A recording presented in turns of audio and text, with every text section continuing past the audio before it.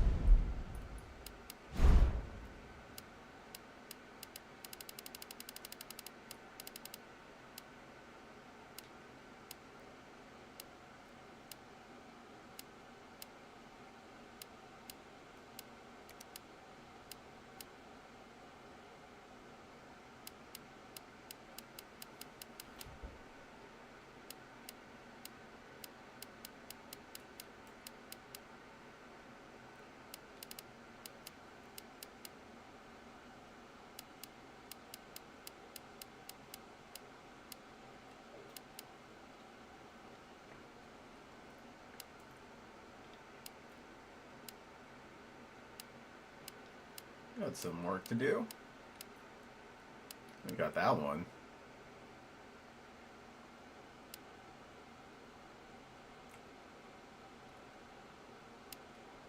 Let's work on this one.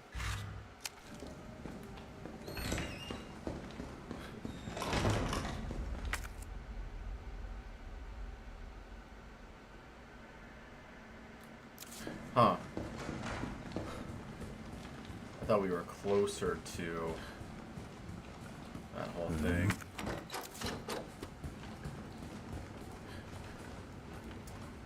for an audio cassette.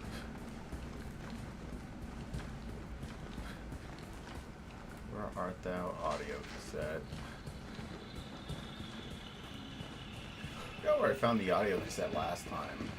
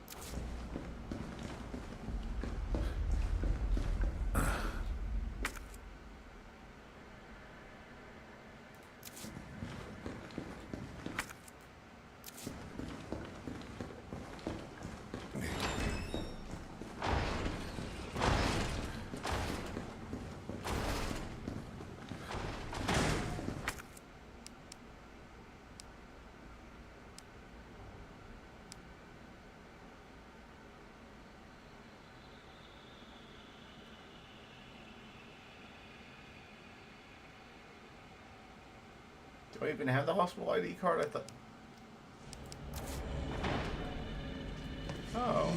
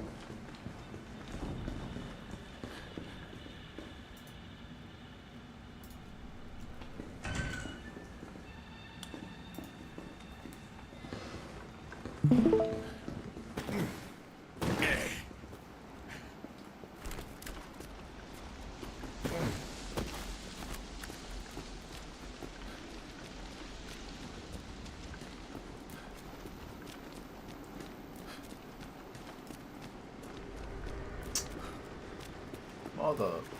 Ugh.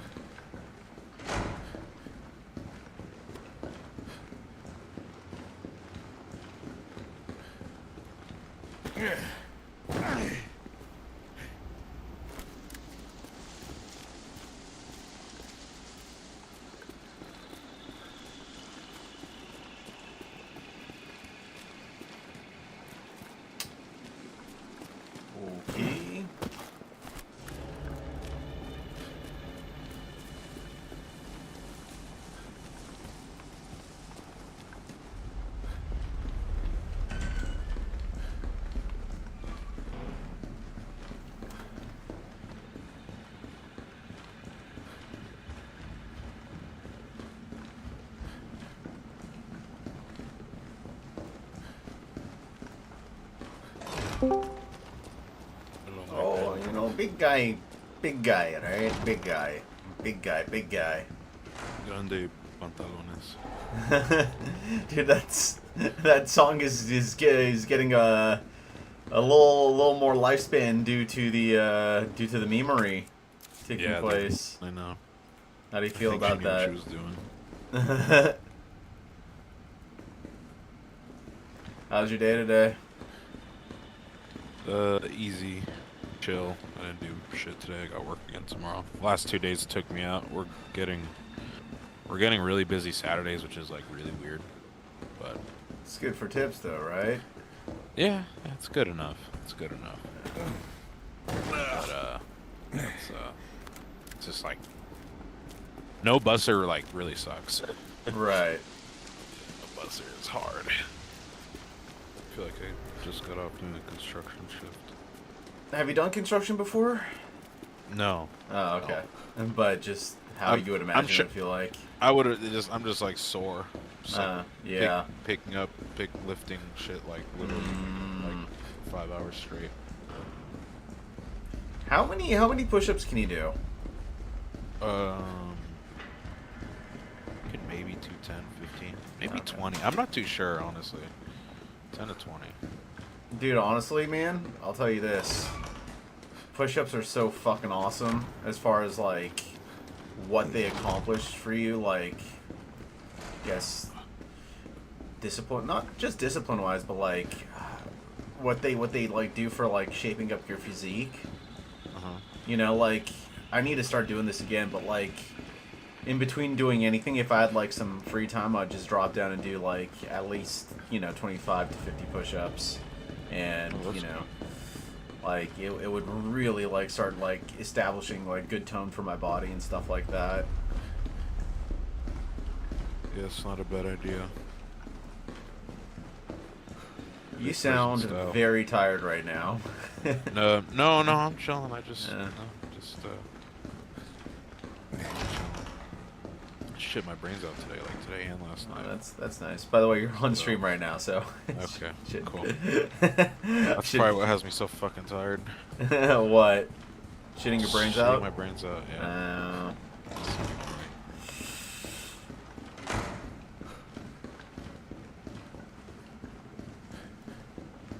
Oh boy, why is this so difficult, man? I just want to get the goddamn key card. You're still working on your plat? Yeah. It shouldn't be too hard, I feel, but like, for some reason... It's just a little difficult. You know, I'm gonna look it up real quick.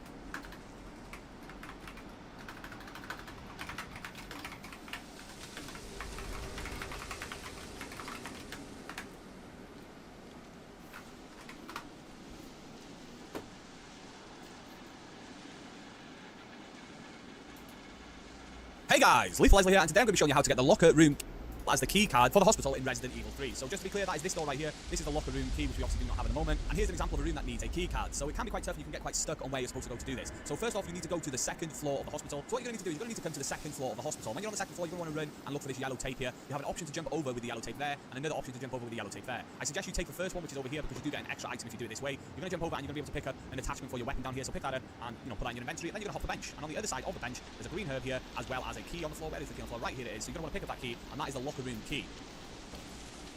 What? I already have a locker room key. What the fudge sticks, man? Shit.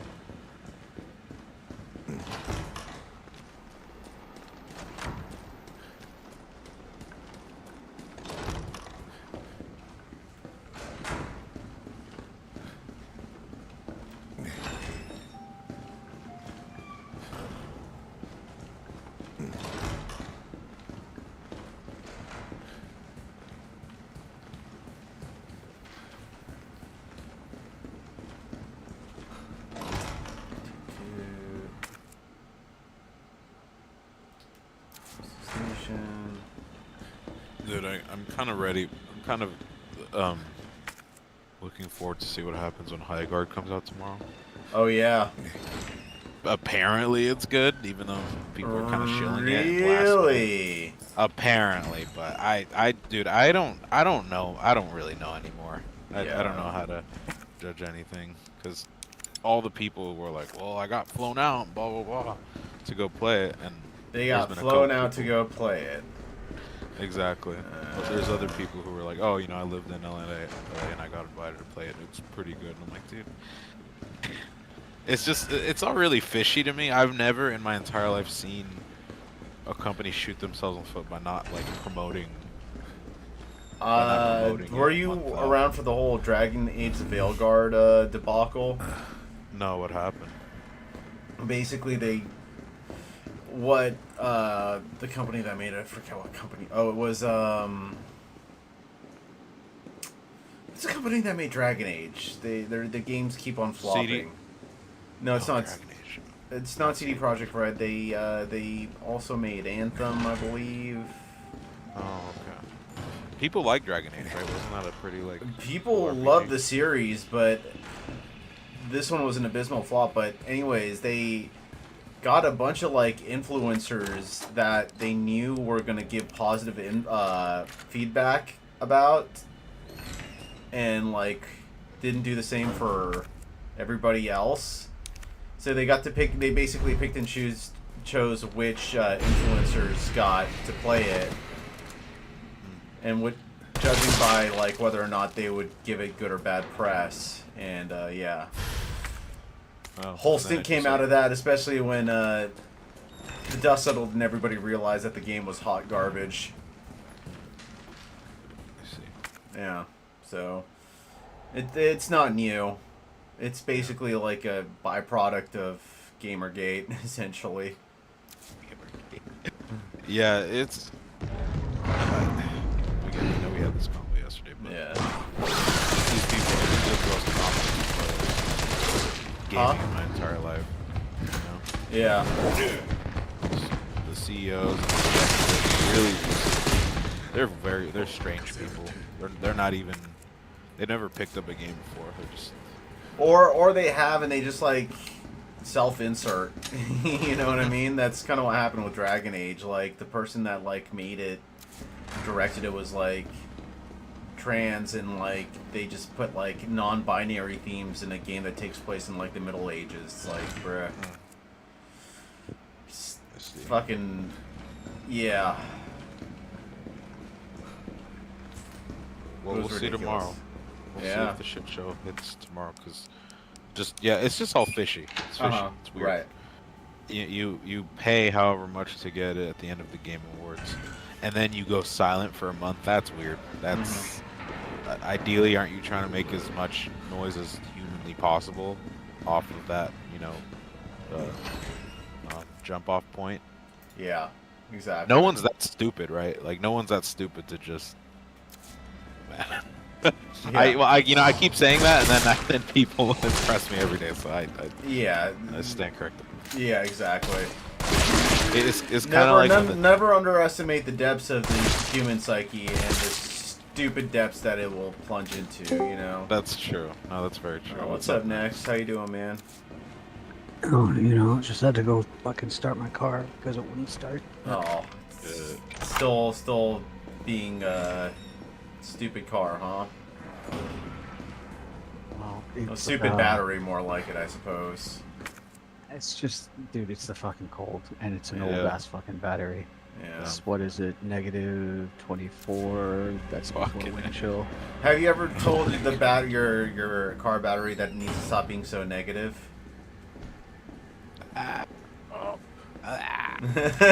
Funny, very I mean- funny, man. Being funny, man. You know, I'm Well, very it's a comedian. Huh? 2019 Impala, right? So I've never replaced the battery, and as far as I know, it's never been replaced. I see. You said you have a 2019 Impala? Yeah, That's a solid car. Nice. I like it, but yeah, I'm ready to get rid of it. It's like because my wife has a fucking what's the cruise? One of them fucking hot hatch things.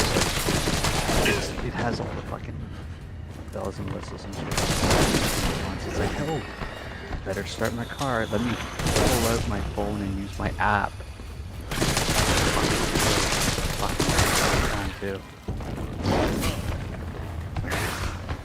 Dude, battery prices are crazy, man. Like, I had to get a battery for my car not too long ago, and it was like $220. Yeah, dude. It's fucking insane, Wild, dude. right?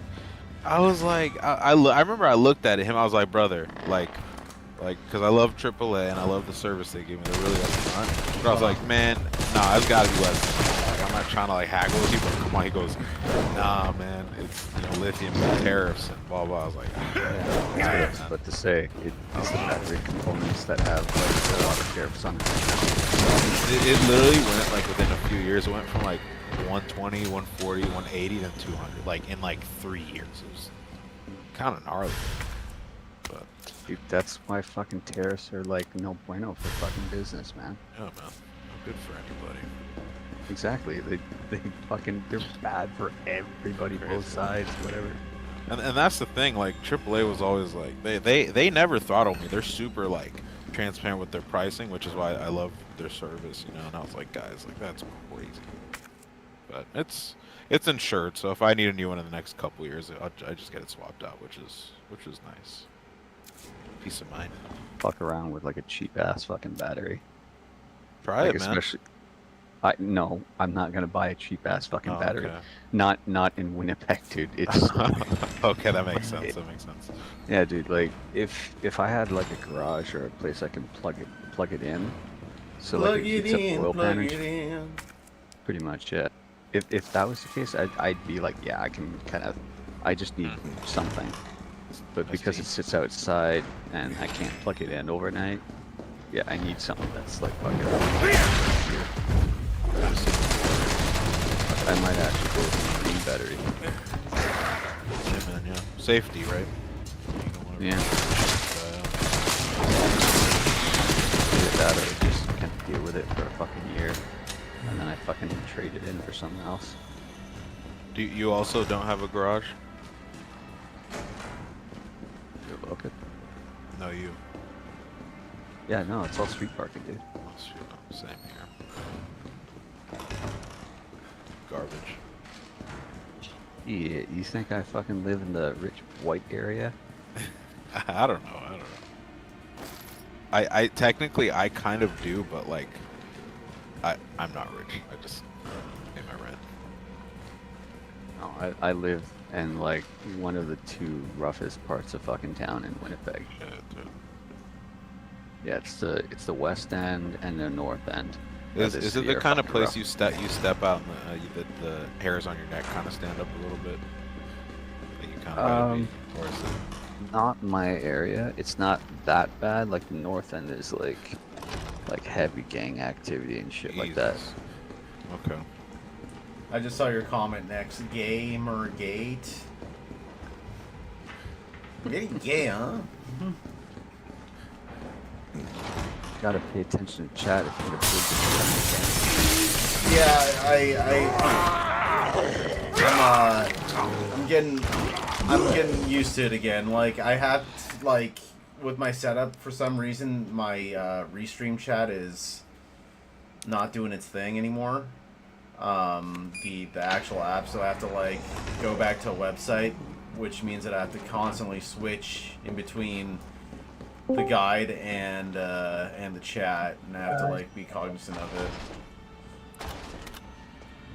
How y'all doing? Oh, what's up, boneless? Any boneless guy, huh? You know. You need to switch up like the placement of your monitor. Like you instead of having it like side by side, you have your main monitor in front of you, and then you have your secondary like above it. Just a score. Well, no, it's more so the windows that for everything. Like, because I have my Discord open as well. And then, you know, I have whatever browser open. So I yeah, see. So for you're me, like- yeah, it's just I just have to get used to it again, you know, just readjust. I see you're going for the Scuff King setup. Well, what's the Scuff Love King it. setup? Well, pretty much what Oh. you're describing. Why, It's yeah, like yeah. Why is it Scuff King streamlined. though? Why is it called Scuff King? Just well, you know what scuff is, right? No. It's based. All right. It's like when you have like a PC setup and it's like it looks nice, but Uh-huh. like everything behind the scenes, all the wiring is like all over the fucking. Oh yeah, yeah, yeah, place. yeah. Like it's scuffed, as in scuffed up. Okay, gotcha. As in it's like this is barely working, being held by duct tape and dreams. But it works. So I don't want to change anything because it's technically working. Not great, Yeah, but it's but working. it's functional. Yeah.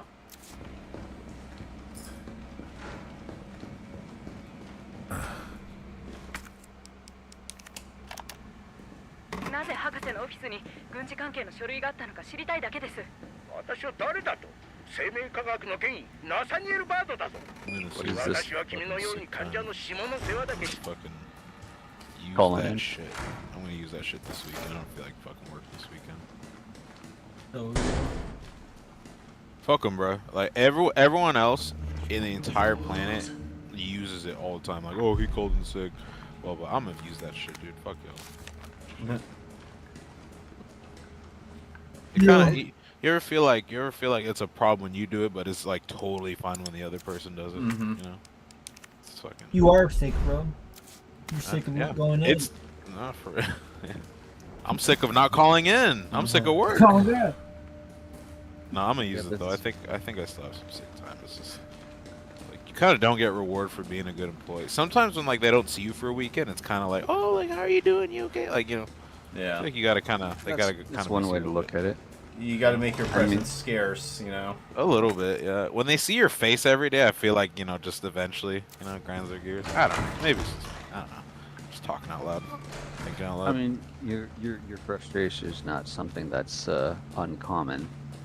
I mean, I fucking know I get that at work, but at least for me, with the way I approach it is like, if I'm gonna fucking do this job, I'm gonna do it to the best of my ability, not for them, but for my own integrity, right? And this is not like knocking you, right? Because I don't know the dynamic of your work. It's just me, and I feel better knowing that if I do a good job, and I know I fucking work hard, that they're fucked if I'm not there. Ah. yeah. So I save my vacation, and it's like, you know what? I'm gonna hit a big fucking block right here,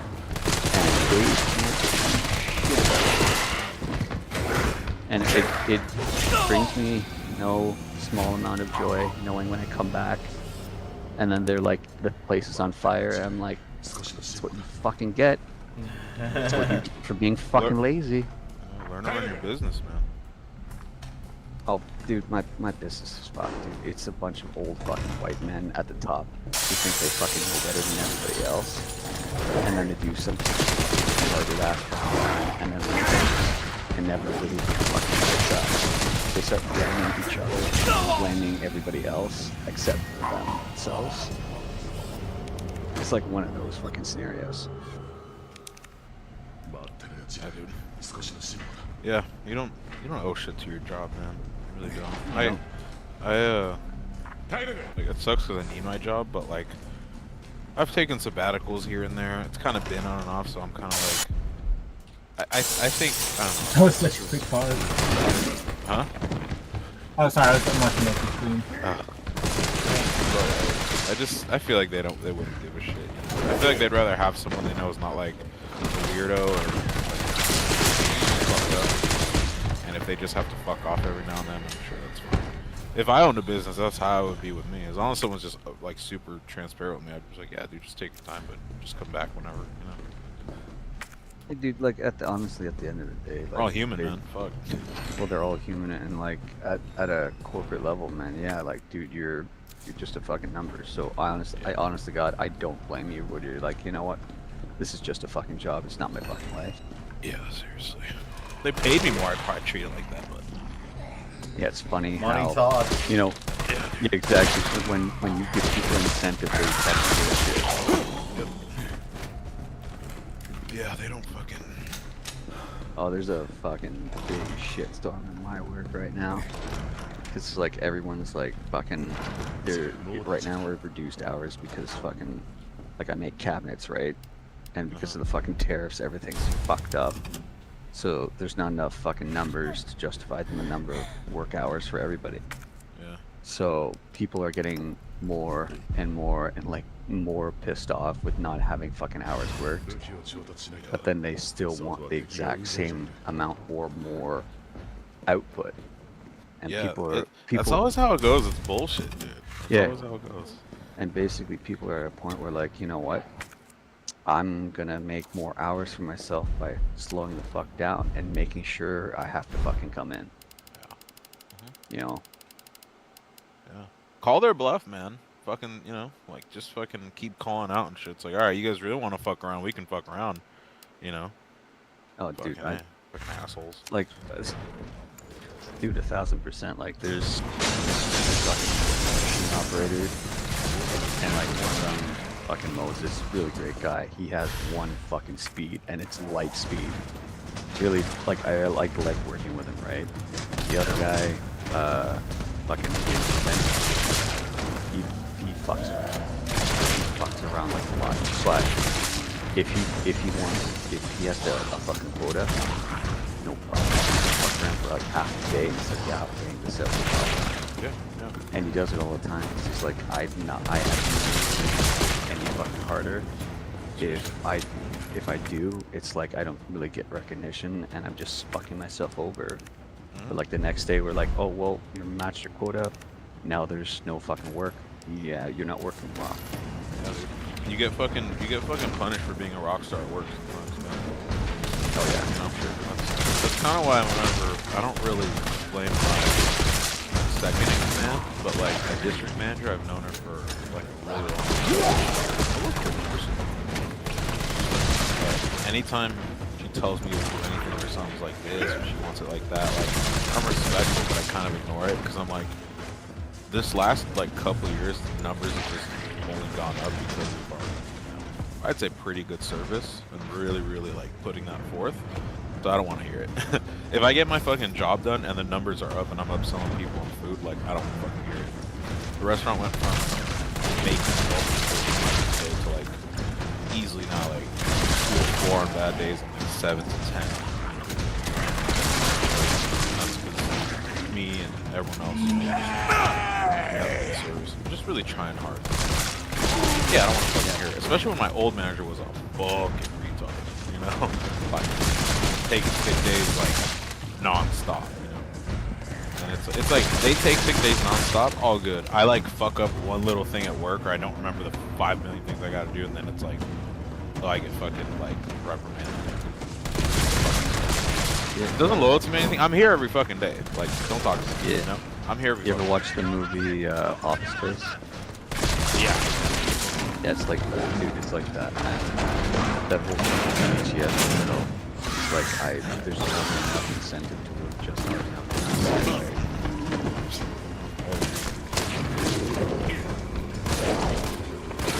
Not like Moses who gets fucking paid to fucking play movies. Fucking rock star and a sex god. God damn it. Look at this fucking Lockman. He's going crazy right You think Yeah, man. quick scoping, bro?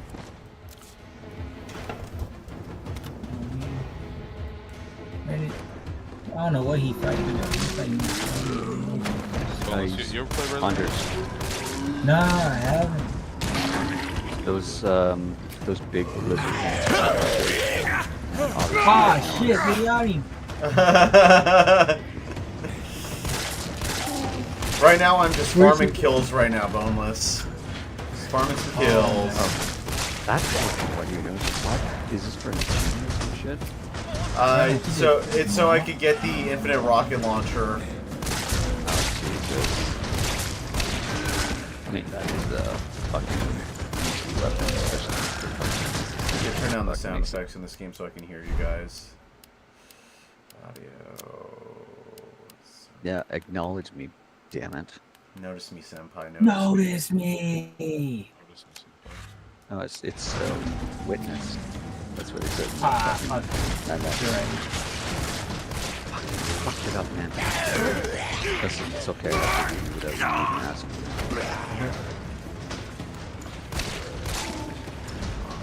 You guys up over here too.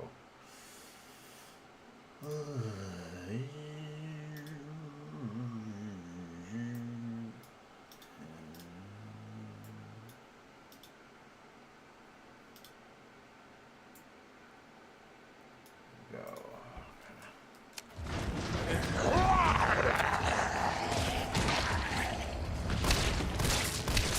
Does that area just have like infinite ammo or something? It's got a lot of it. I don't know about infinite. I mean, I could be done with the segment right now, but yeah, I think I'm just gonna reload it. So I want to check the records real quick. So I'm gonna remember this number for. Okay, so 104 with the assault rifle. So I need 96 more kills with it.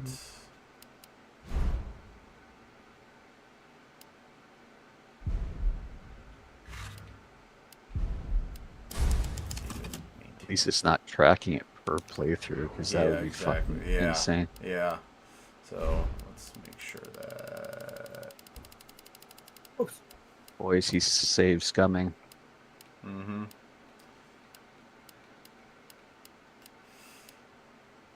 Oh, I do that too. Fucking when I was playing Baldur's Gate, I did that shit all the time. Oh yeah. Rolled a 1, fuck that. Reload. And bitch. Not bad so far.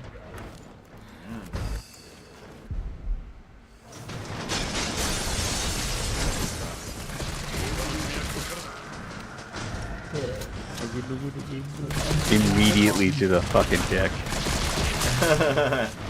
You know how I do, son. Zombies can't procreate. I can't let them.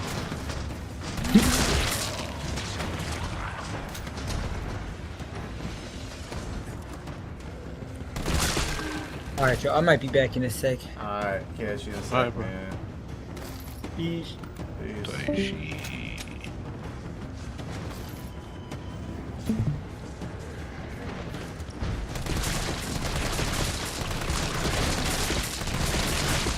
Once I get this debt out of the way, I think my credit score is going to go above 800. Nice. But right now it's at 739.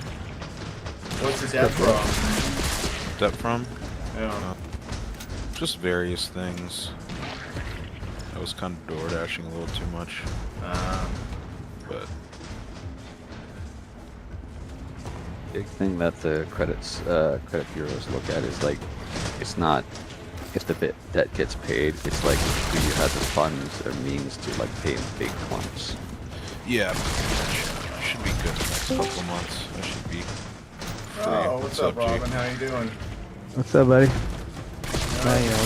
Farming some kills in Resident Evil 3. Yeah, you mastered that thing yet? I did Resident Evil 2. Did Oh, that okay. on my birthday. Now we're doing 3. And then after this we might do 7. But I hear the 100% for that is just absolutely insane. But, you know, when does that ever stop me? When does that ever stop me? Hey, that's Not what they call easy, you, dude. the king. Huh? That's why you called the king. Yeah, damn straight. You know, son. You know. What? You know. Means we can hold hands now. I was laughing at that. I got close. You can always hold my hand, Robin. You have permission. Yeah, You have permission. yeah, man, we're close like that. But, you know, you have to let your military bros know that I'm safe to hold hands with, you know? You know what's funny? Because when I was in Utah, I was doing a Best Warrior competition, and this probably like 2016. So had these soldiers come in. I had some Civil Fair guys, and I'm like, hey, I got the whole man dress on, and I have everything, right? So I'm putting these guys in gear and all that stuff. And I'm like, the scenario is you're gonna meet this leader of this organization. You're gonna bond with them, bring them some supplies, some medical stuff, water, blah blah blah. And the guy Started talking to him, and of course he could speak Arabic, so he was speaking Arabic to him and all that. And he started grabbing his hand, and dude freaked out. Oh. And I'm like, you gotta go with it, bro. You gotta go with it. Roll with it, baby. Roll with it, man. It was hilarious. It was fun. Then he goes, have some tea for us. And so like sipping this tea. It's not even like water or something like that. He goes, yeah, so we're here to talk to you about it. I go, oh no, it's important stuff. You got my son's stomach does not feel good. And they're like talking to him at the end. He's like, what are you guys doing, eating or drinking? He goes, oh, it's the water that we just ate. So they're all like, oh, fuck. And I'm like, hey, that happens too, dude. So it's like, you know, it's yeah. You gotta pay attention to all the details, Well, I'm off today and tomorrow. So Oh, nice. I'm taking Monday off. They're like, okay. Do you have to like Today? ask for your day off? Like, No, so we have like one weekend a month kind of thing. But our unit's kind of cool. Some units are not like that. Okay. My unit is my boss. He's like, so if we have a weekend of work, you can take a comp day. So we can choose whenever that comp day is during the month. You just gotta put it on the calendar and stuff. So I was talking to my server, and I was like, you know what? I'm gonna take Monday. So I went from a 4-day, and I'm gonna work 2 weeks straight till I get the next weekend. Fuck that. I want Monday in between. Because it burns you out, man. I ain't gonna lie. You're like so sick and tired of showing up and you're just burned out. It's not like I believe it. physical work, it's just mental. Right. Dude, sometimes you just need a break. Just need Fact of the a matter. break. Fact of the matter. I wear the 3D print shit like I did today. You can need money. I worked with this one girl. So like I'm still friends with her to this day. She, oh my god, she was fucking doing coke and shit. She worked for a month straight, 31 days. Every fucking day, 10-hour shifts. That's crazy. Ah, fuck. That's- She's a sweet girl. That's a lot of shit. But I was How do you like, have why time the- to do anything else? How do you have time to You fucking... don't. Jesus. Yeah. No, oh fuck yeah, that was when I was working at an orchard in Ontario. Yeah, sweet girl. I don't know why the fuck I think she's had some bills and shit, and she's like, no, I'm gonna fucking speed run this shit, and she's still doing fucking coke at the time. It's like, Holly, why are you doing this? It's like, I got bills. It's like, fucking Christ. 31 days straight. She could have done OnlyFans or something. Honestly, she could have. Like, she was a really pretty girl, very sweet. Fucking, she actually looked like, I always called her, Harley Quinn. Because she looked like...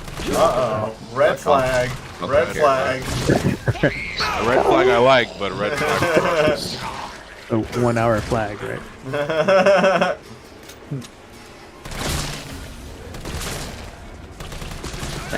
Thankfully she stopped doing coke. Thank God, yeah. It's terrible. Well, at least the one good thing about that drug is this guy. It's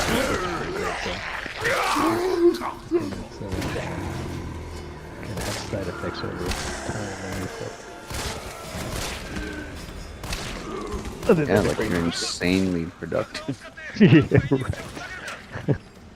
It's like, oh man, I got all this energy. Dig out coke.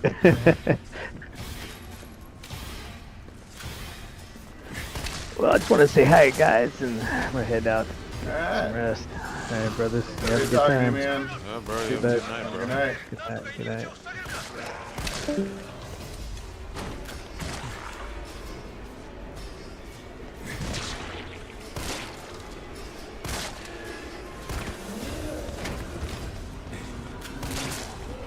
Watching this is like reminds me of when I was grinding to level up all the materia in Final Fantasy VII. Oh, the remake or the original? No, the OG one. Well, I'm doing that currently in the remake, but I'm talking about the OG one. Yeah. Fuck, that was. I think I mastered all of them. I actually went to the point because I don't know why the fuck I did. I had this insane materia combo I mastered 3 Knights of the Round. 3? Like yeah, 3 Knights of the Round materia. Oh the damn, summon. bro. Yes. Yes, and you don't get another one until you've mastered 1. That's crazy. It was, and you get it in the game so late. Oh my god, I don't know why the fuck I did it either. Like I didn't even. It's an do it. OCD thing. Probably. I mean, honestly, yeah. Looking back at it now, it's like, yeah, that fucking tracks. Yeah. Because like I needed to have a mastered one on each character. But fuck.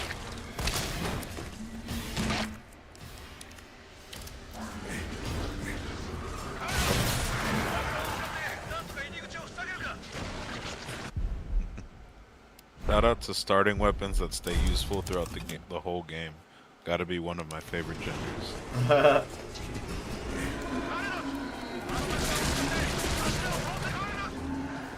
love Twitter sometimes, even though it's a fucking bullshit. This is funny.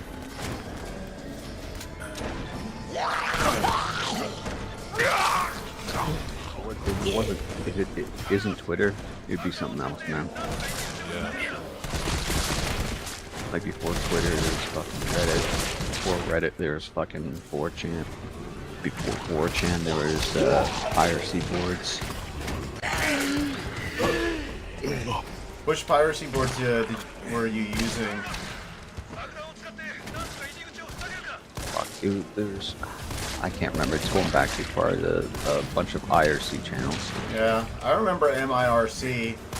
Used it like once or twice. Most of the time I used it, I was like unsuccessful, but occasionally it worked.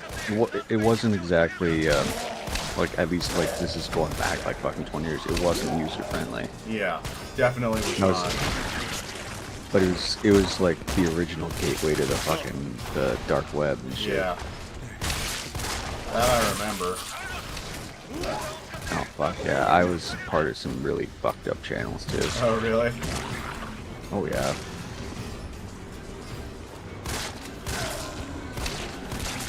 What's funny is I started noticing, like, because when the client started getting fucking unpopular and shit, and started seeing like image boards and shit like 4chan. I was like, there's a couple of times it's like I see like a post and it's like I know exactly who the fuck that motherfucker is. Yeah. Well, it was like at the time, like, it was like a really small, tight-knit community. Yeah. Right? And you'd be talking to these people, like these random people from all over the world, and you'd get to know them. Right.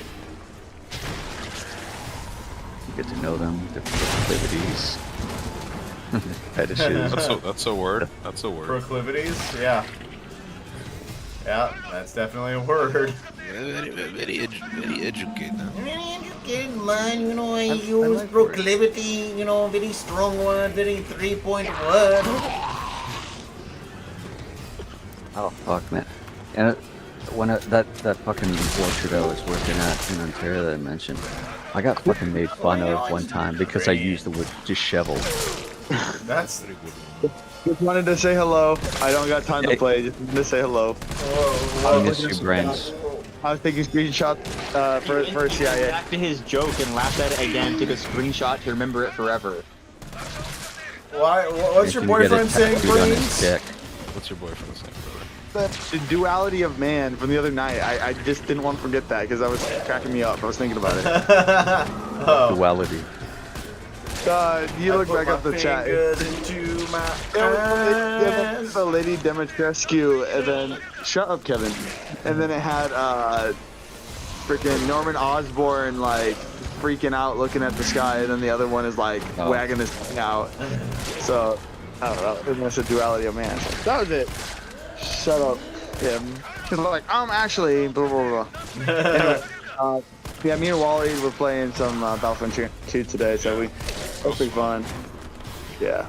Dude, that was a long one. We had like a 2-hour long one. It really was. Yeah. And we still lost. I know. I love that game. Yeah. So fun.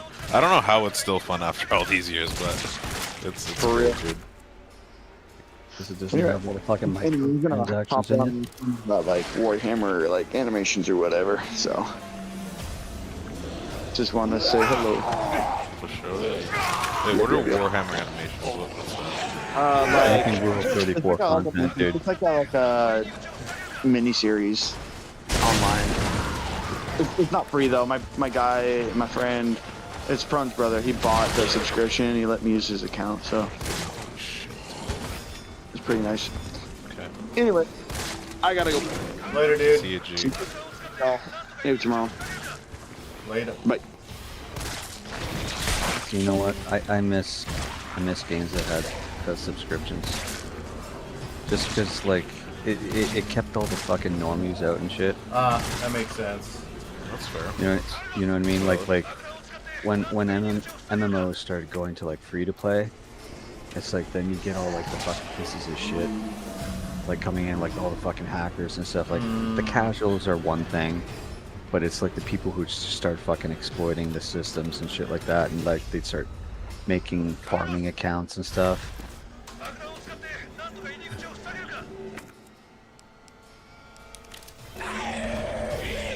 Fuck.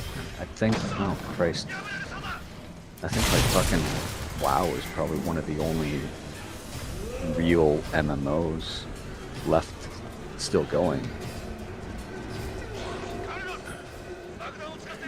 There's a couple others, but not with like the same dedicated fan base, man. Like, yeah, I think there's like still millions of people still playing.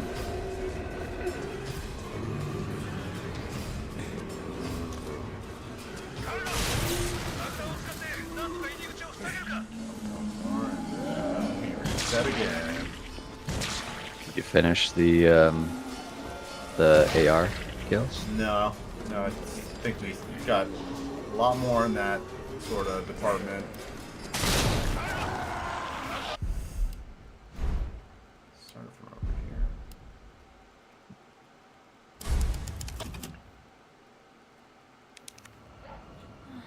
See how many we got. Records. Oh, necessary violence. I don't know what that one's for. Let's see.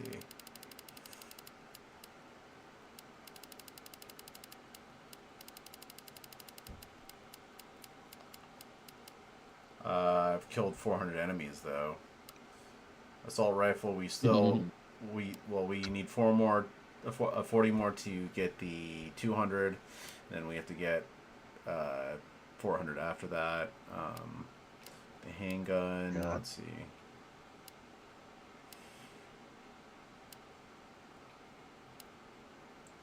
66 out of 200.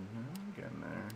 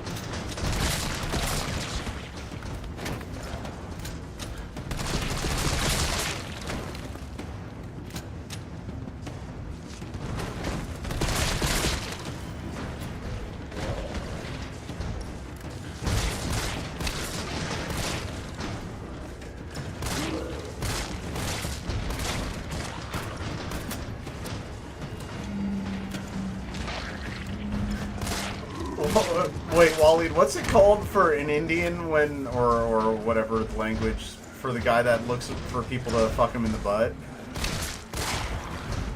Give me 3 seconds. Okay.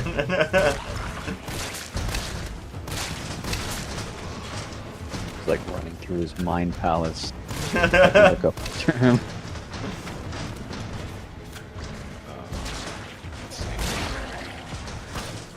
My friend, you are Gandu. Gandu. And here's the description: a man who goes around and lets others fuck him in his ass. He has to go around and let people do it. Not just let people do it. Yeah. Hey, my friend, my butt needs some loving, please, 12-foot round world where you're only considered gay if you bottom. Really. Yeah, dude. I used to work with a bunch of Chinese guys. They were straight. They were married. But like back home in Guyana, they'd have they'd call it Bati boy. Oh wow, Bati boy. Bati Yeah, boy. Bati Bati boy. man, use a Bati man. Pretty much, yeah. No, I asked him about it. Fucking was one guy named Inuit. Fucking good guy, man. He's talking about like casually. He's like, yeah, I'm married. I'm not gay. I have a Bati boy back home though. Oh my god. Well, that's, Yeah, they don't think anything of it, man. That's pretty gay.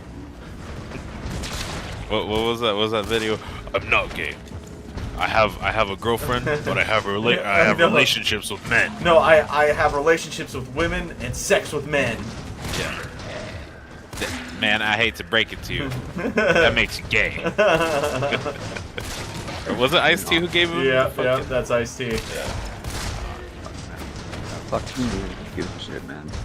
Yeah. It doesn't matter. It really doesn't. But it still makes things funny. I don't know why, it just does. Dude, Yeah, I don't know why it's funny. the funniest shit is like when you encounter like a guy who's like fucking, he's a stereotypical hyper masculine, Uh-huh. but then he likes freaking out because he's attracted to femboys. I'm not fucking gay, I'm not gay. But he's like, he can't get hard for a girl. like, dude, you're overcomplicating. You know, you'd enjoy this next, but there's like a pretty like famous prog band called Polyphia, and the guitarist is named Tim, and you know, he's just like a really good looking guy, that how do I put it? Kind of like a pretty boy, you know, but like, you know, he's doing his thing. He has like eyeliner on sometimes, and like boomer guitarists like can't believe it. They're like, so what's with this guy playing guitar, but he's got fucking eyeliner on and making me feel good, you know? Like, it's, you know, it's just Making me nothing. feel good. It's nothing but projecting. It's so funny, man. It's like you can like spot it like a mile away, you know. If you look up Tim Henson, Polyphia, or just Tim Henson, you'll see exactly what I mean. It's like the funniest thing. I'm not gonna lie, that fucking caught me off guard. He's like wearing eyeliner, making me feel good. Jesus Christ. It's really funny. Oh shit, this game is Years ago, I worked with this guy. He was clearly gay, right? Like he was more masculine, but he was gay. And he was like in a closet and like fucking, he just couldn't wrap his head around that shit. I would tease this guy fucking relentlessly.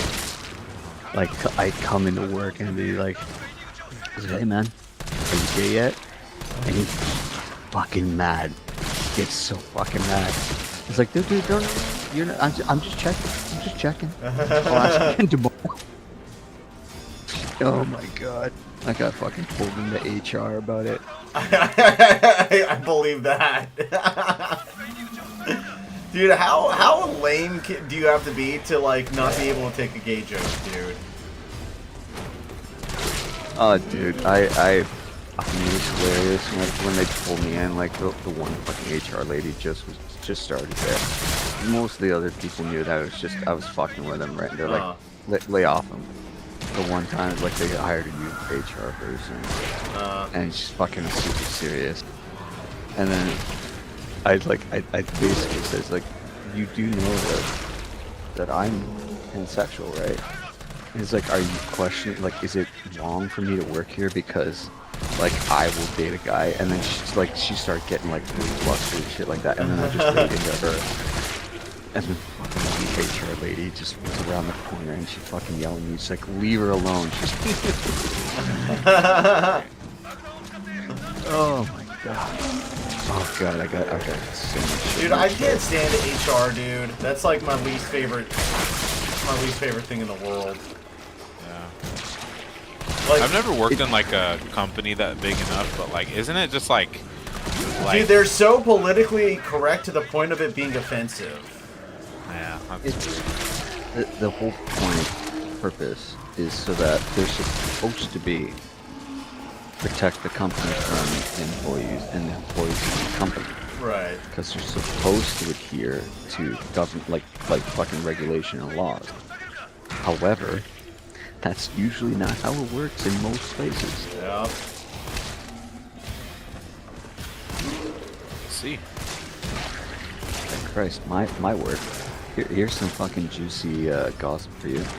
One of the main HR girls is having an affair with one of the other fucking managers. Ooh-wee. And here's the thing. How did people find out? I'll get to that. Don't worry. So the manager is married, 20 years. The HR lady is also married, like 10 years. And they got caught because they're a fucking sucking face during company work time because somebody walked in on them. Oh Damn. boy. Yeah. Oh, Talk boy. about a fucking conflict of interest too. Yeah, dude. Oh Ugh. my god. So what do you think the fallout's gonna be for that? Is anybody getting fired? Is anybody No. The fucking dude, the place I work is just so fucking retarded. Like, if I were to really get into it, it's like you'd be wondering like how in the fuck is this place even running? You know? Yeah. Like there's my plant. We were under a fucking another fucking an umbrella brand, right? Like we're one branch of this thing. So like just at our place, there's well over 1,000 employees. So it's like for them to be fucking around with this many people's like livelihoods. Yeah. Like if all of a sudden that place went under, it's like that would literally affect like the fucking city. Yeah, Just the amount of employees they hire. But yeah, You work at a cabinet plant or something? yeah. Oh, okay. Seems chill. It really seems like the type of job that, as long as the quota's met, you know? I feel like the manager shouldn't be fucking talking to anyone. That's I don't know. I don't really want to get into it because technically fucking somebody's live. Right. Yeah, that's true. That's true. I got you.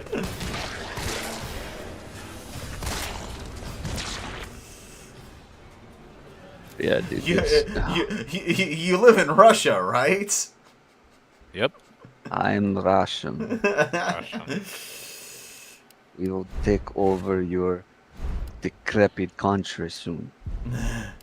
We will launch our very working, powerful nukes. They all work. I assure you.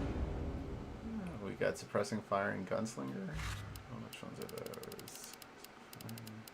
Man, there's a lot of werewolves in this game. Do they ever call them what the werewolves are in this game? Do they ever just call them like werewolves since that's what they fucking technically are? I'm not sure. There ain't no werewolves in fucking Resident Evil. Resident Evil Village. There are. Yeah. Oh, right. Like, kind of, but they're basically fucking werewolves. They just don't say it.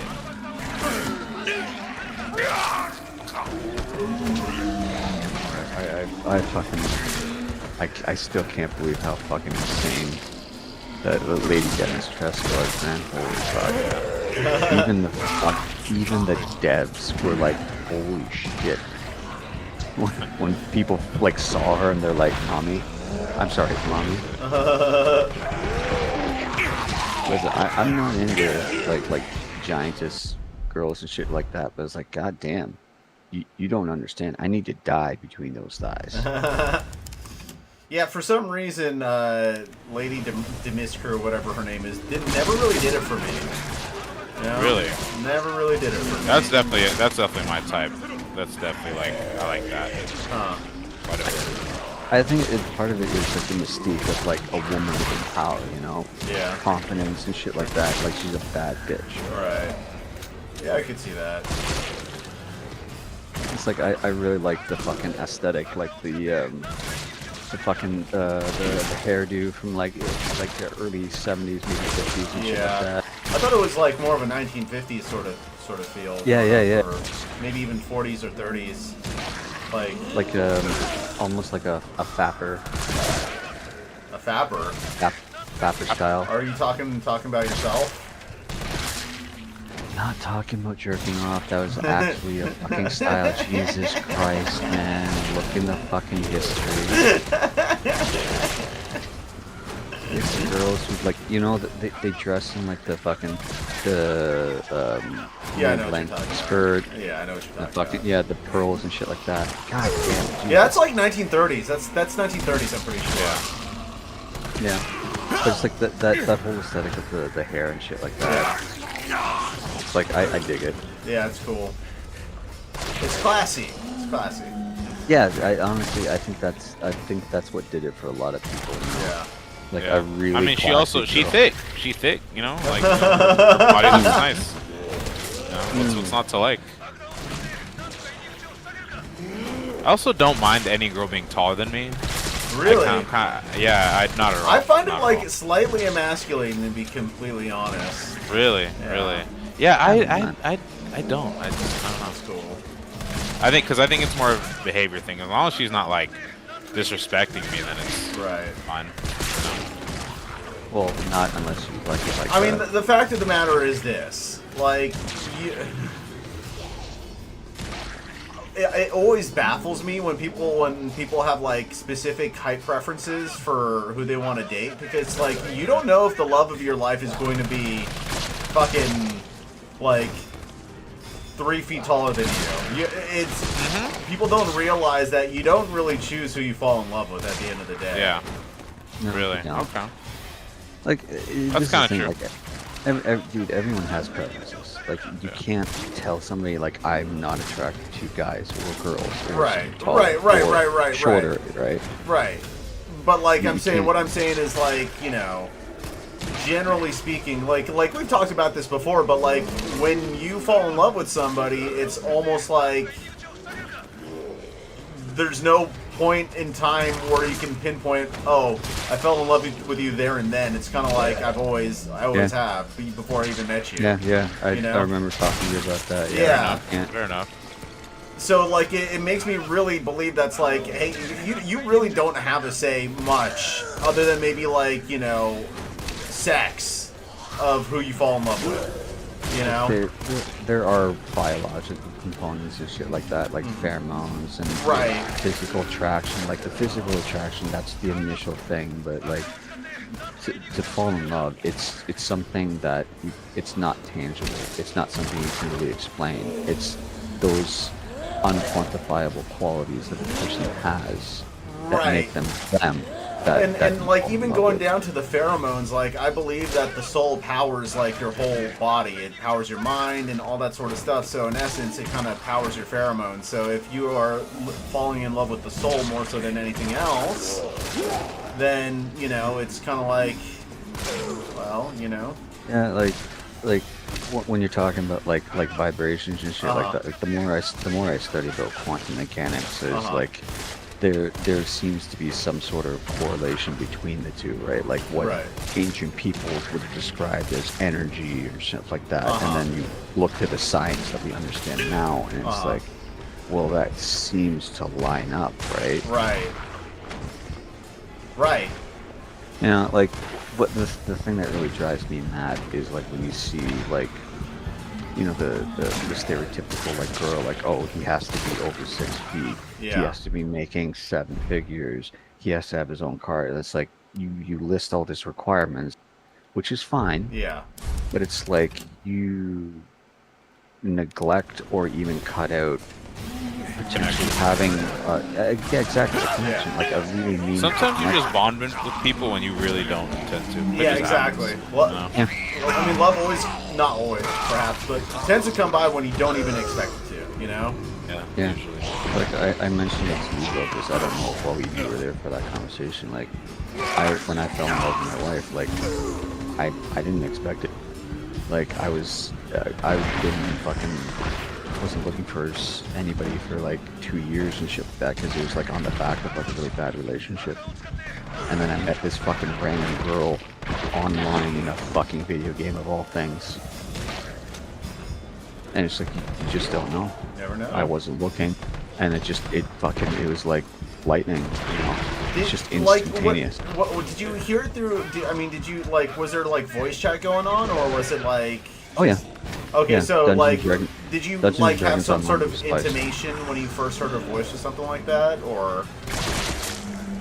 Dude, it literally just started like in a pickup group and shit like that. They were looking for a group and they needed a specific class, which I happened to be playing. Nobody else in my guild was online anymore. They'd all gone to sleep, and I was awake. And I was like, yeah, fuck it, I'll help them. And like, I didn't even hear her voice at first because I was just a random person. Right. I was just talking. Right. The core start of our relationship with my wife and I started with just talking, forming a connection, you know, just getting to know each other. Right. And just like we started, you know, partying up more and more. And then we started talking outside the game, shit. And it just slowly happened. Like before we knew it, we were like planning on like me visiting her.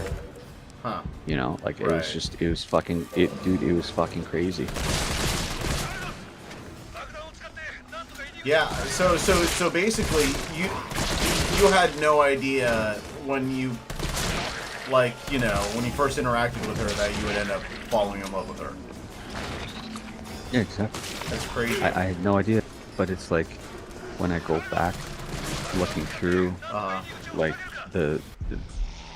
like a few days ago or a few years ago and shit like that, and it's like I can't tell you exactly when I started loving her because who she is her past, present, and future, and it's like any part of who she was and who she is now is like that's the person that I want to spend the rest of my life with, you know. You don't know. You don't know when, you don't know how, you just know. You just know. Yeah. Yeah. It's like, it would be like asking somebody when did you fall in love. It's like, well, you know the exact point when you were able to identify yourself as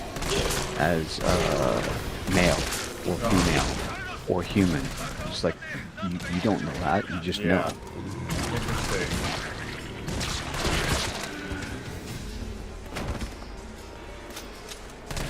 And it's like when you're in a relationship, it's obviously it's almost fucking cliche, but it's hard work. It really is, right? Because you're two different people, and you're gonna fight and shit.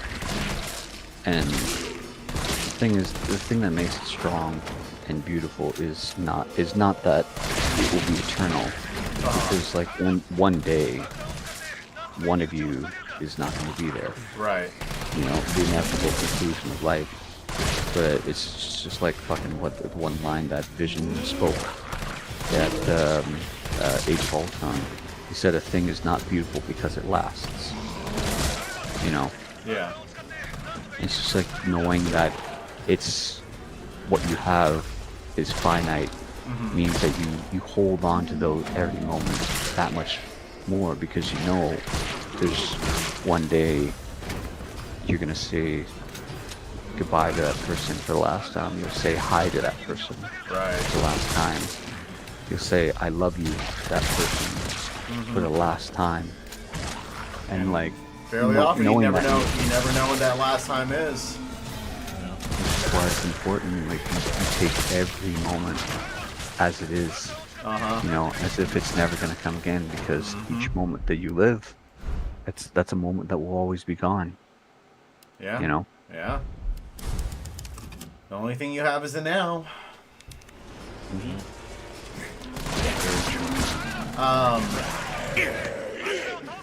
There's a phrase or a word in Japanese that's mono no aware, or aware no mono. I forget the order of it, but it basically talks about just that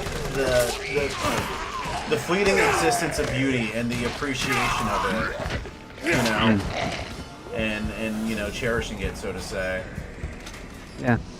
It's like, oh fuck, I think it's either Shaolin monks or Buddhist monks, they, you know when they make those beautiful pieces of sand art? Yeah. And Like they the make calligraphy, it, like, the kanji and calligraphy, stuff like oh, yeah. that? Yeah, just like these insanely intricate works made with colored sand. Yeah. Right. And they do it not because it's gonna last, like they don't preserve it, it's like once they're done, they wipe it clean. Right. You know, as a signification that this was beautiful, I was there for it, and Now it's but gone. it's fleeting, and Yeah. accepting that it will, nothing lasts, right? It's just it's an interesting philosophical way to approach things. You know, it's trying to teach yourself to enjoy the moment that you're in Right. for as long as you can, right? Yeah. Like it reminds me. But at the same time, not grasping onto that moment at the same time, you know? No, holding on to it for as long as you can, but then when that moment stops, Yeah. when its time is done, Yeah. you put it aside like old clothes, and then you put on new clothes, right? Uh-huh. You remember the moment, but you don't let it drag you down. Like there's, oh man, what was it? All-Star Superman. It was I believe a 12-issue comic that ran several years ago. They actually made a movie of it, like an animated movie. And it is a really good read, and the animation was actually really good too. And at one point, like basically, it's a classic Superman story, but at one point Lex Luthor's about to fucking win, and at one point in the story, he basically he acquires the fucking MacGuffin or whatever the fuck it is, and he has all this power, and then he's like he has all the answers, and then he starts thinking, and then he starts looking at life and like reality differently, and he's like I understand all this now, and then. It's like I don't want to really spoil a lot of it because like it's worth reading or even watching the movie All-Star Superman. But basically Superman, like the effect wears off or whatever, and he starts freaking out, and he's like I knew how to fix it. I knew how to fix everybody and save the world and shit like that. And Superman fucking basically told him, he's like, if you actually cared from the start, you could have done it whenever you wanted, but you chose not to.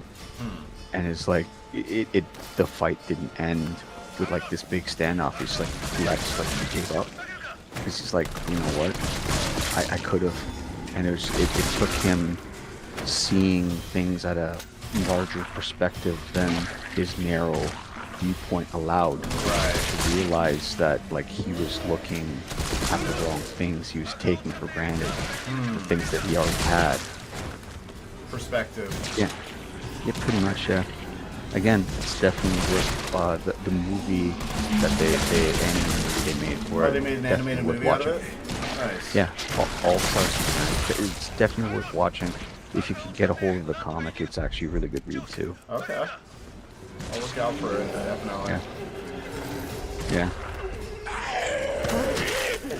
Yeah, I think, like, I have a feeling I'm about to start getting back into comic books a little bit more, just because, like, I feel as though I can make some really good content out of it. Like, I'm going over Transmetropolitan again right now, and I'm realizing, like, hey, what an amazing book it is. But I'm also kind of seeing, like, a lot of the Eastern sort of philosophical influences that are either consciously or unconsciously put into the book, and they're, like, in your face, dude. It's insane. So, you know, like... There's some really talented writers out there, man. Yeah. One of the comics I really liked was reading like years ago. It was called Powers. Oh, that's is that Mark Millar? I can't remember who wrote it. I'd have to look it up. Okay. The gist of it is like a centered around a guy who's a former superhero. And he was like, he lost his powers. And it's like, what do you do now, like in a world where there's superheroes, you still want to do good, but now you don't have powers. Just you. And it's just like how do you move on past what would effectively be a tragedy, right? Like part of him is now gone. Right. You know? That was I mean, that's why kind of like everybody shat on Iron Man 3. I really liked it because at its core, it's about like, yeah, it's not the suit that makes Tony Stark. It's Tony Stark that makes the suit. You know. I thought that's a pretty cool story. Oh no, it was awesome. That's the reason why when in Spider-Man was a Homecoming, that Tony fucking told him, it's like, if you're nothing but the suit, you don't deserve it. Right. And I was like, that's why he said it. It's because of what happened to him in Iron Man 3. It's like I'm not Iron Man because of what I built. I'm Iron Man because of me. Right. You know. Yeah. That untangible quantity or qualitative aspect of a person that makes them either like a civilian or a hero. Right. You know. Yeah. Exactly. Like honestly, that's the reason why I like Batman so much. Because in a universe where there's like he's literally surrounded by fucking gods, he's like the zenith of ambition. You know, pushing his body to the absolute peak of what a human can do, and he's hanging around like fucking literally like Superman is a fucking god by any metric. Right. Wonder Woman is a god, right? He goes up against fucking Darkseid, a fucking new god. Like I love Batman for that, right? Like his list of accomplishments are just fucking insane. You know, like oh god, a good story to read, Tower of Babel. From DC. Okay. Who wrote that? Do you know? Oh god, you're asking me on the spot. I can't remember. I just know the titles. The basic premise is, so yeah, as you know, Batman is fucking paranoid as shit. But he excels because he prepares, and he thinks of doomsday scenarios and shit like that. Yeah, he's got a plan to kill pretty much everybody. Not kill. See, that's the thing. Not kill. Defeat them. Exactly. He has plans to neutralize anybody that could potentially be a threat. And he's like, well, the Justice League, there's the largest collection of superpowered beings that if they wanted to could end the world. And he's like, if any of them fell, like had an alignment shift, coercion, fucking magic and shit like that, it's like they need to be stopped. Right. So he has a plan to combat anybody. Yeah. Well, Tower of Babel is basically a bunch of the super villains. They got a hold of his plans. Ooh. Yeah. Ooh. And then yeah, exactly. And then they modified those plans instead to be lethal. And I'm sure the rest of the Justice League doesn't like the idea that Batman had this data already. Oh, they freak the fuck out. Because it's like at one point in the book, he starts trying to contact all the Justice League members, and then basically they're already being attacked, and he's like, the Justice League's under attack, and then like after it's like, by who? He's like, by me. It's like, oh fuck, he had a plan for Martian Manhunter. Basically had him, he exposed him to a substance that would basically cause him to be set on fire. Which as a Martian, he's technically immune to it, but it's like a psychological thing. So he takes actual fucking damage from it because he's afraid of it. So he injected this shit. He had this stuff that would get into his skin and then react with the oxygen in the atmosphere and ignite. So he was like perpetually on fire. The Flash had a fucking bomb strapped to his fucking his wrist, that if he, it was basically speed. If he slowed down, it would explode. Oh.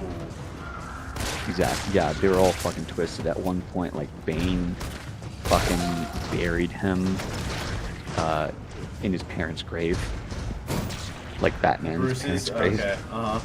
Yeah, just to fuck with him and shit.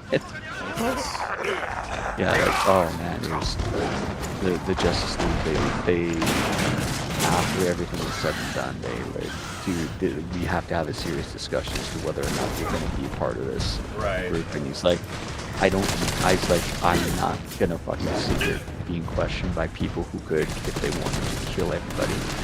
He's like, I would and will do this. He fucking quit the Justice League. Like dead ass. It's like, nah, if you can't recognize how much of a threat we could potentially be, Yeah. he's like, I mean, he's don't right need to be though, here. you know. And that was the whole thing, right? Yeah. It was the dynamic of it's like you had somebody who's like paranoid enough to like ask the hard questions. Yeah. I mean, that. In a lot of ways, that's what a hero is, you know. Batman himself borderlines on being a anti-hero. Yeah, that is very true. I mean, like, from an archetypical standpoint, no, but the scenarios that he's kind of pitted up against, yeah, that makes complete sense. Yeah, it's just like the struggle with the fact that like he wants to be basically the Punisher, but Right. he's like, if I do that, I am no better than my parents' killers, right? Right. Right. And then you get into the whole existentialism of like, well, what would he be if he had lost control? And it's like, you think, well, that's the Joker. And then it's like they actually, I don't know if you've heard it, the Batman Who Laughs. Is that the like demonic like Scott Snyder's whole Batman Metal stuff? Yes. Yeah, I remember that. Basically. I didn't read. I stopped reading around that time, so I'm not too familiar. But like, I know he looks pretty cool. Dude, he's Bruce Wayne affected by the Joker toxin. So the Joker basically like, I'm gonna be immortal and I'm gonna live on in you, and he injected Bruce and made him the Joker, a Jokerized Batman. Oh my god. Yeah. Duality has gone out the window. Yeah, it's like Batman without control, without restraint, without wanting to serve the law. Was Batman Metal any good in general? I thought it was. I thought it was fucking cool, man. Yeah, people seem to enjoy it. Like it would I consider it like one of the best ones, like the best DC stories? It's good, but it's like if I were to compare it to like Tower of Babel, no. Right. You know, like or like Infinite Crisis, no. Right. But it was good. It was a good event, right? Like for me, I would say Heroes in Crisis. That was a good event. Because yeah, it was more about like the long-term effects of like putting your life on the line as a superhero and shit like that. It got into the whole mental health awareness and shit like that.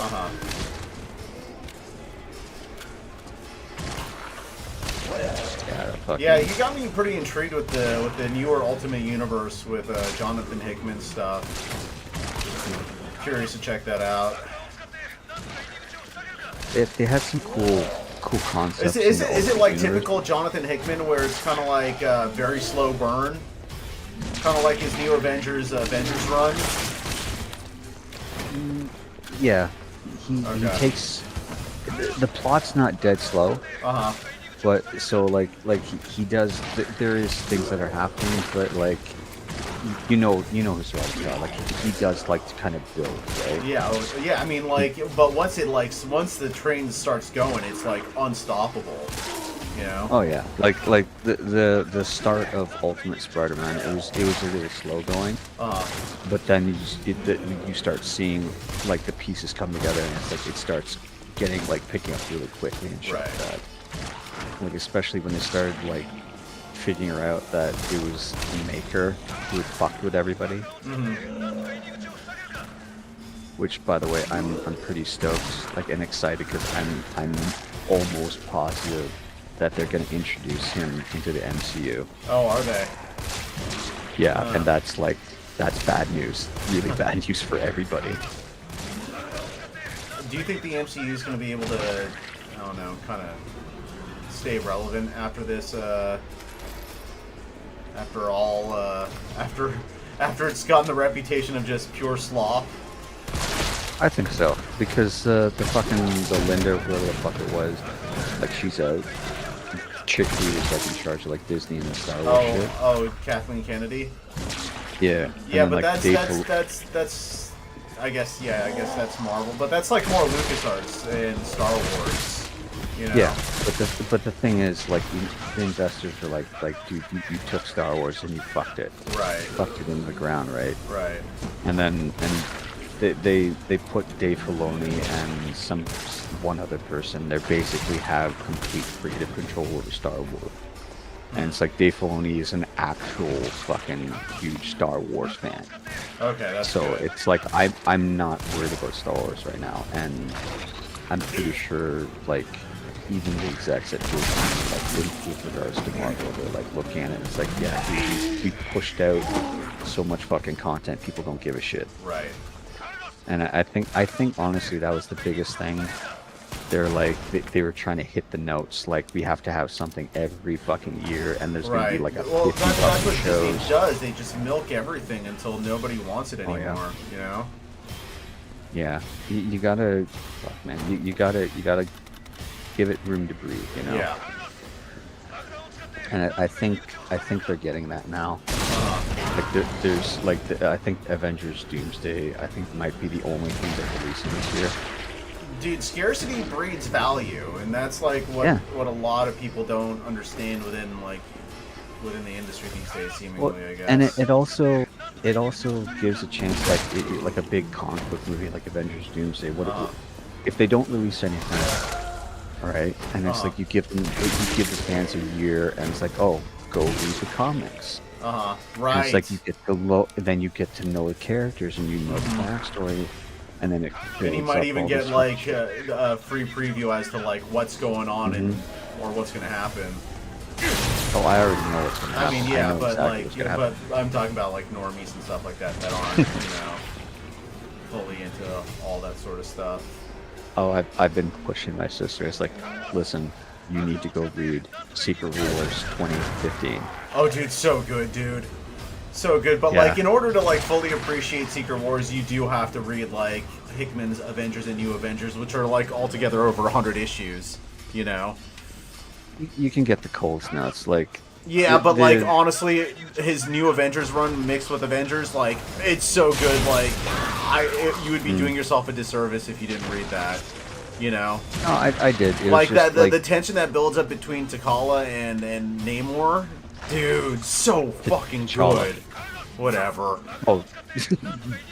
No, I know what you mean. Like, honestly, like, the way he wrote it, it was like, T'Challa's like a fucking asshole. Yeah. But then it's like when he chose like we can't destroy the Ultimate Universe, and then it was Namor who is also an asshole. Yep. Siding with the Cabal. He's like, no, I gotta protect my people.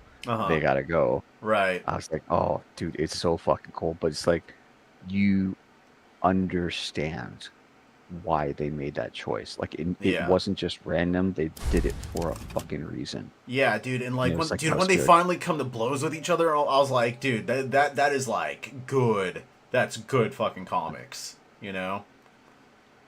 Oh, dude, and then when you find out, like, when Reed and them and the Lifecraft, they get out, and then Reed finds out, okay, Doom is now in charge, and he's been, like, fucking with my wife, and, like, you see him lose his fucking mind. He's like, I'm gonna fuck that guy up. Yep. Yep. It was such good writing, dude. But, like, for me, it was, like, I never really got into the Avengers, man. Like, it's a good comic now, But like, I'm remembering like back in the fucking 90s, like Avengers was like a fucking, like not even a C tier comic, man. Right. It was all about the X-Men, dude. Yeah, well, I mean, like, dude, AVX, Avengers vs. X-Men was such yeah. an awesome event too. Like, it's really dude, rare that they're like good events in the comic book universe, major events. But like, AVX is one of the good ones, dude. No, dude, there's still a lot of bad blood between the Avengers and the X-Men. Oh, dude. still nice. Oh, dude, think about it. Like Captain and Captain America, he's like, we gotta follow the law. Yeah. And then Cyclops is like, dude, the law serves people who are not mutants. Right. Right? And it's Yeah. like you see the point from both sides, Uh-huh. right? But it's like it's the way I they thought set it up now. like the fact that Scott ends up being the one that kills Professor X is like just perfect poetry. Well, I mean, when he did, are you talking about when he was possessed by the Phoenix Force? Yeah. Yeah. Like, I mean, that was like that was because he was possessed by a fucking cosmic entity. Yeah, but like I mean, like the sort of I guess the implications of it all. I mean, like this is the guy that basically like it was like I guess poetic injustice because the whole thing is about like, you know, Professor X is always about living coexisting with the humans, right? And then Scott ends up killing him, and then after he ends up killing him, like it turns out that the mutants end up being saved, you know, from extinction. So And this is the nice thing, which is why I keep suggesting read House and Powers of X, because Jonathan Hickman tied it into that whole idea, and it's like Read now what? Wait, there's say what you wanted me to read again? House and Powers of X. Okay. Yeah. Okay. Yeah. So because Jonathan Hickman tied it into that. Okay. Like initially, for a long time, people were like freaking out that he killed, like Cyclops killed Professor X, but they're like, well, he's possessed by the Phoenix Force. Right. But then, because of the events of House and Powers of X, you start like him doing that while he was possessed was more like the subconscious, like trying to tell him, it's like, dude, Professor X is not as good as you think he is. He's essentially fucking groomed everyone to do these certain things, right? Right. And then you see all the shit that happens in House of Powers of X and the compromises that Professor X and even Magneto are willing to make in order to for the greater good of mutants, right? Right. And it's like, well, you're compromising your morals because for you the end justifies the means, but then that means you're just as bad as the people that we've been trying to fucking fight against, right? Right. And it's like, yeah, now the X-Men don't like Professor X. Like, he's out. They've essentially kicked him out of the X-Men. Wow. Yeah. It's fuck. Fucking cat's trying to get shit. Like, that's just... Fucking Batman, dude.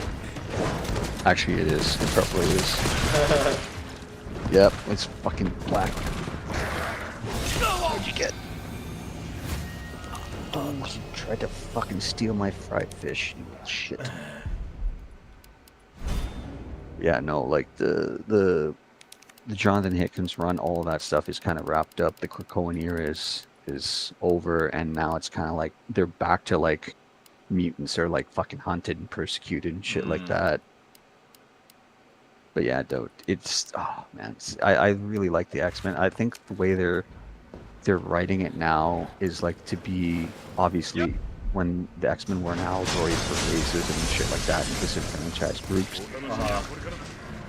And now they're kind of like there are parallels to fucking Palestine. Oh, interesting. Well, it's because like right, the X-Men they went from during Jonathan Hickman's run, they were fuck Batman, God damn it. They went from like a fucking world power, like a nation of like it's effectively God, and now the nation's gone. All that's gone. And it's like the mutants are scattered, and now the world's freaking out. This is like you guys rose to power, and you were making all these fucking insane calls. So basically, they're just back at ground zero again. They're actually worse. Oh wow. Because, dude, I want to fucking talk to you so much, bad. Look, do you want a minor spoiler? Yeah, sure. So they created the island of Krakoa. An island exclusively for mutants. Yeah, I remember that. Like, I was still reading, Okay. like, towards, I think maybe the first 20 issues, and then I stopped doing comics altogether after that. You remember when they terraformed Mars? No, I don't remember that. It was part of the House of Cards that they terraformed a fucking planet in under 24 hours. Because they had, like, there was this concept that they introduced called mutant circuits. Which is essentially like one or two, or two or more mutants whose powers synergize in a certain way that multiplied the effect that they wouldn't be able to do alone. So it's like fucking Magneto, he went to Forge and he's like, if we were to terraform Mars, how would we do it? And then Forge, using his ability to advance, is like, you need to increase the core. Like, so you'd have to pull fucking iron from the asteroid belt and then inject it into the core, right? So Magneto gathers a whole bunch of fucking iron, gets Richter, who's able to manipulate the fucking Earth, open up the core. Magneto makes molten iron, puts it in the core, makes it hot, fucking starts spinning it to increase its gravitational field, like to create a fucking, like, strong enough field for fucking an atmosphere. They get several mutants who can fucking create plant life. Storm starts the reactivity to create weather patterns. There's another mutant made a fucking ocean. They literally terraformed the entire fucking planet in 24 hours to make room for another population of mutants. And they're like, yeah, this is, and they're like, yeah, Mars is now the capital planet of the Sol system. Then they basically invite the intergalactic community, which is like the Kree, the Skrull, like all of them saying, yeah, we want our mutant currency to be the default currency for the Sol system.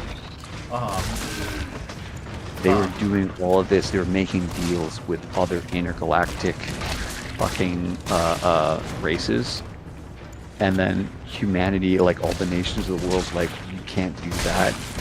And then Krakoa's like, are you gonna stop us? Can you stop us? You know what? Don't worry about it. Let's just let us handle it.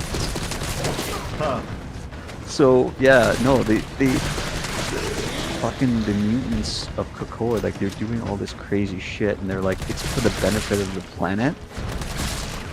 But then, obviously, you have the world powers who are freaking the fuck out because mutants have now coalesced, and they're like, we're not gonna fuck around anymore. So, and then when the whole fucking Krakoa thing, like, turned to shit and fell apart, now the whole Earth is like, yeah, mutants are a greater existential threat to the survival of humanity now more than ever. So now the whole planet's like, they're a threat. Which is nuts, but it's like they're now setting it up basically for when they introduce the X-Men into the MCU. In the comic books? No, Yeah, it's a completely different universe? Well, it's not going to be the same, but it's like they want the comics to line up a little bit. Okay, gotcha. Yeah. You know, because like when they get introduced into the MCU, people are going to be clear as, hey, these are X-Men people, right? And then it's like, well, you go into the X-Men comics, and then it's like they're being persecuted the same way they're seeing it on screen. Right. It's the same shit like why they broke up Peter and MJ. It's the same shit, dude. Right. They broke up at the end of the last Spider-Man movie, and then they broke them up in the comics shortly thereafter. Right. That was the whole Zeb Wells bullshit. Zeb did not handle it wells. Well, the thing about it is, somebody above his pay grade, they basically said, yeah, no, he's in charge, and somebody signed off on it. It's his run was so bad. People were looking at like the Spider-Man Clone Saga as like it wasn't as bad as this. And like Isn't that's it funny how that happens? Like something really bad like takes place within like a series and everybody's like it's the worst thing ever, no way it can get worse than this, and then somehow it just does. Well, see, I think when somebody takes a fucking L like that, they'd actively try to avoid doing it again. And Right. then they do it again. Right. You know? Waleed, you still alive? I hear you bustling there. Yeah. Funny you say that, because like that's how I feel about Call of Duty.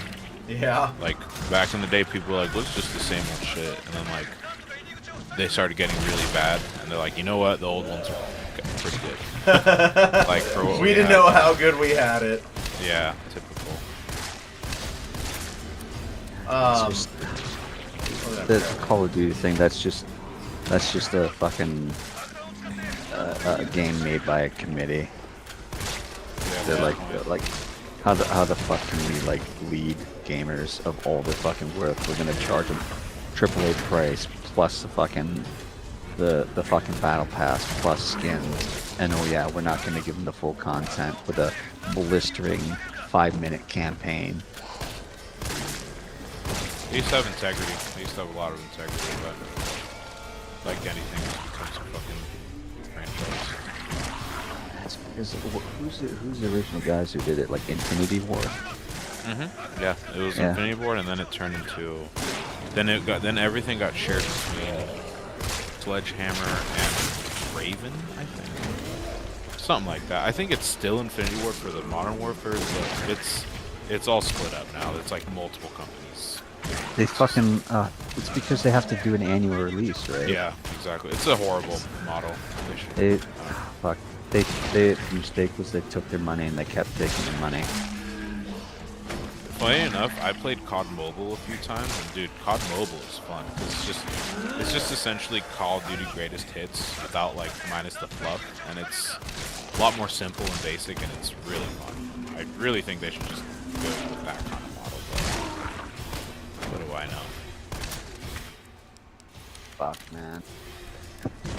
Yo, you guys are talking about like Spider-Man comics and stuff. What's up with the multiple? Do they just like kind of reboot a series? Because you have Ultimate Spider-Man. So fairly often they'll do what's called a soft reboot, and then sometimes they'll do like just a full-on reboot. But like even then, I don't know about this new Ultimate Universe, but sometimes they'll still have ties to like the old Ultimate Universe. So Do the comics acknowledge it? Like Yeah, Yeah, like they do. oh, So there's a 28-year-old Spider-Man like from a different dimension. Like it's so yeah.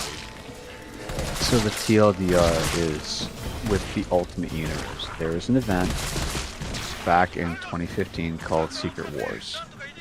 Alright, this is unrelated to the one from the 1980s. This was kind of like a do-over sort of thing, right? Really good read. I highly recommend you just go find the fucking trade paperback of Secret Wars from 2015. Fucking awesome comic, by the way. So good. TLDR, the Marvel multiverse was having an issue where, because of repeated breaches between universes, the fabric that separated those universes started breaking down, right? And the convergence of those universes usually was at a focal point because all the shit always happened on fucking Earth. across multiple universes. That's where the fabric was weakening, and you started having different universes that would collide with each other, and that collision would wipe out that universe. Right? The end result was basically the Marvel 616 universe, like the main continuity that everyone kind of like, this is the main universe, was about to collide with the Marvel Ultimate Universe, which was created around the early 2000s. Marvel was trying to reboot the entire Marvel Comics. The Ultimate Universe was supposed to be the new default, but people were like, it was getting really crazy, and then people were like, what? Where's the old one? Where's the old one? And then they basically separated it and shit like that. So at the conclusion of this event called Secret Wars, most of the universes were wiped out, including the Ultimate Universe, which is Marvel Universe 1610, I believe. Okay. So recently it has come back into existence, and they've now started making comics with the people that exist in that universe. You dig? Mm-hmm. And this is not the original Marvel Ultimate Universe. This is kind of like that whole universe has been rebooted. So, like, you know how, like, the Marvel Universe in the comic books, I believe, is 616, right, Nex? Yep, correct. And That's the main one that everyone knows. yeah, so, like, the other universes, they're numbered differently, right? And the Ultimate Universe has its own number. And, you know, that number gets its own sort of reboot depending on, like, what happens with the mainline comics, generally speaking. Yeah. So they're like Even tied. They're tied, but they're not tied, and it's a kind of cool way to work with, you know, both of them. That gives them creative liberty. It's they're tied in essence that each universe exists within this fabric of a multiverse. Yeah. But each one has its own, like, Professor X, or version of Professor X, or Wolverine, Fantastic Four, etc., etc., etc. I'll be right back. I need to take a piss. Yeah, the original Marvel Ultimate Universe, it was fucking like typical late 90s, early 2000 edgelord bullshit. Huh. Okay. Yeah, no, it was people were it didn't do too well just because of how, like, much they were trying to push the boundaries. Like, there's this whole fucking thing with Scarlet Witch and Quicksilver that they were having this incestuous relationship. Holy shit. Yeah, no, this was in a mainstream comic too. What the fuck? Oh, dude, fucking Hank Pym, Ant-Man, and the Wasp were, like, in this really fucking weird ass fucking a relationship. At one point, fucking Janet was, like, being abusive towards Hank, and then Hank basically assaulted her using the fucking ant powers and shit like that. Wow. And Jeez. and then fucking Janet ended up dying because the Blob actually ate her. Yeah, no, and it was really fucking graphic too and shit. Jeez.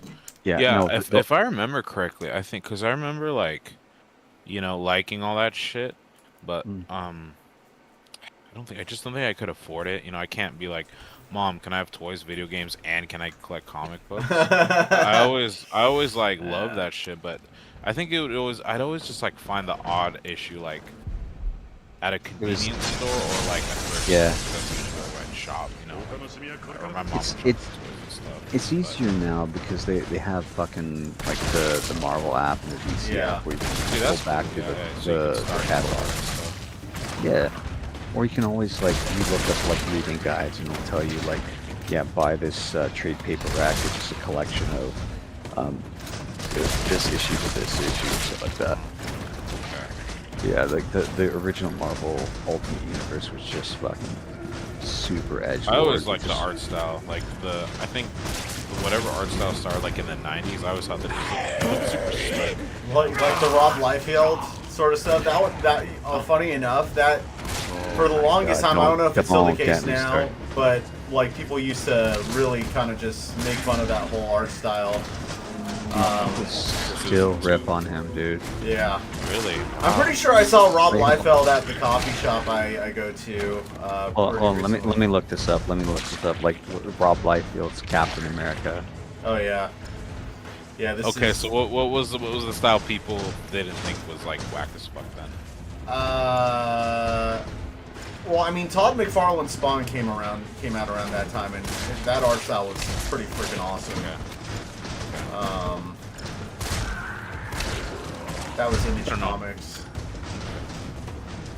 Like Rob Liefeld's like his most famous and successful character that he created was Deadpool. Yeah. And from God, he was introduced in a issue of the New Mutants. So what do you guys think? Was the hate justified all these years later? It was kind of what? ridiculous, you know. I mean, like all the pouches and all the like, just Ouch. malformed God. muscles. You know. Hold on, I'm trying to look up a good fucking picture of it. I know exactly which picture you're gonna Yeah. show him. I know exactly the one you're about to show him. What do you mean by pouches? All of his characters have like that he draws have like tens of thousands of pouches on them. Well, I mean, I'm hyperbolizing, but yeah. So make it look more thick. No. Check general. Okay. Let Wally. This game will let me.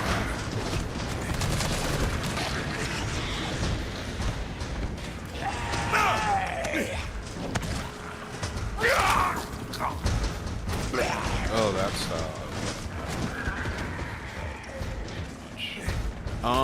whenever Spider-Man started to get kind of dark, I feel like that was in the 90s, heading into 2000s. Something like that, yeah. Like a lot of the comics. I like back in that. the This is 90s. kind of okay. I can kind of see how it's kind of lame. Dude, look at Okay, Look at I don't. the Okay, I don't recall like man. this. Liefeld is mocked and justifiably so because his body proportions are just fucking insane, and he's notoriously horrible at drawing teeth. Like, Yeah, if yeah, you go yeah. back, you go back to the 90s, you see it in a lot of his fucking panels. He purposefully does not draw the teeth, like they're cut off out of the panel or something like that. I mean, not as annoying as like I thought it would be, but I definitely see how they do it. It's almost like a caricature, you know? Yeah. Instead of like a okay, I get it, yeah. But yeah, I don't even know where to start. Dude, I remember. Oh my God, you guys can remember. This is a deep cut. I don't know how I got it, but I had a copy of like a Wildcats magazine. I think that was DC though. No, Wildcats You guys- was Image. Image. Okay, my fault. Yeah, it was Image so was- gory. It was so gory and like dark. It felt like I was like, felt like a weird cyber Terminator-ish like. Image Comics was formed by Rob Liefeld, Jim Lee, and Todd McFarlane because they're basically sick of like DC and Marvel basically curating and telling them you can't do this, you can't do that, it's too gory, it's too mature. And then Jim Lee comes And- back and starts running DC again, eventually. Yeah. Well, Jim Lee. I think Oh, Jim no, I Lee. remember him. He had the big eye. Okay, that's totally rings a bell. Okay. I met him Okay, yeah, before when he stopped by the comic book shop I was working at the time. Fuck him. cool. I'm jealous that you met Jim Lee. Fuck you, man. He's a nice guy. He doesn't have like a commanding presence or anything like that, but you could tell that he's just, a nice guy. He's You like just really cool, dude. he's just a dad. That's the best way I can put it. He's just like he's got like, gentle dad vibes. That's the only way I can really put it. Him being put in charge of DC Comics and like having full creative control, he might be able to turn it around because a lot of the bullshit that was happening to the DC Comics is just because of interference by like fucking WB saying, oh, you gotta do this, you gotta do that, because we want to synergize with this, and it's like, fucking Christ, dude. it's like when I look at DC to like Marvel and shit like that, it's like I don't know how WB has taken so many fucking L's with their movies. Yeah. Because like I like the Avengers, but compared to fucking Justice League, dude, it's not even fucking close. Right.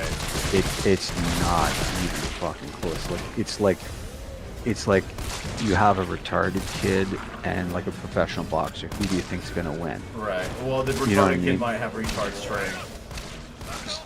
No, it's retard. That's offensive. I mean, not untrue. No, the Justice That's League kind of what comic- happened, though, isn't it?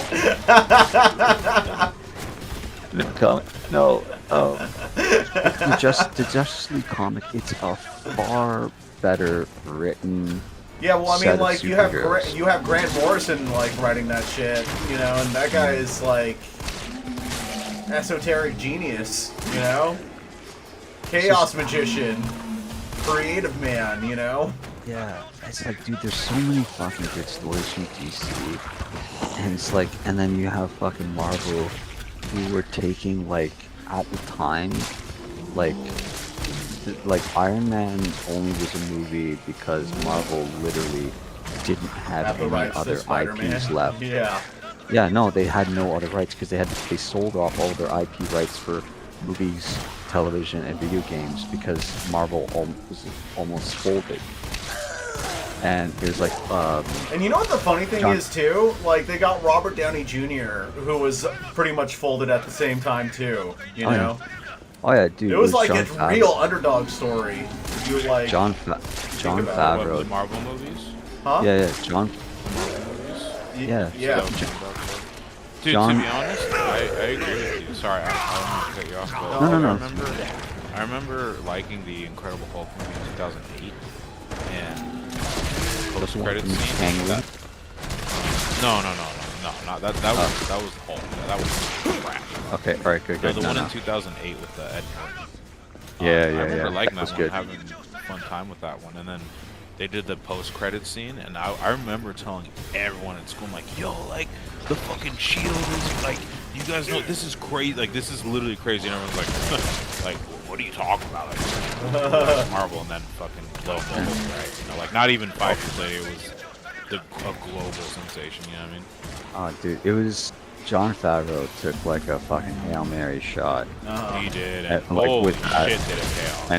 and technically speaking, first Iron Man, there was no MCU yet. He was just trying to make a good movie, and it was because of the success of that they were able to kind of soliloquy. And then I think he was the one who was talking with like the Marvel execs, like, hey, what happens if we did this? And then they added that post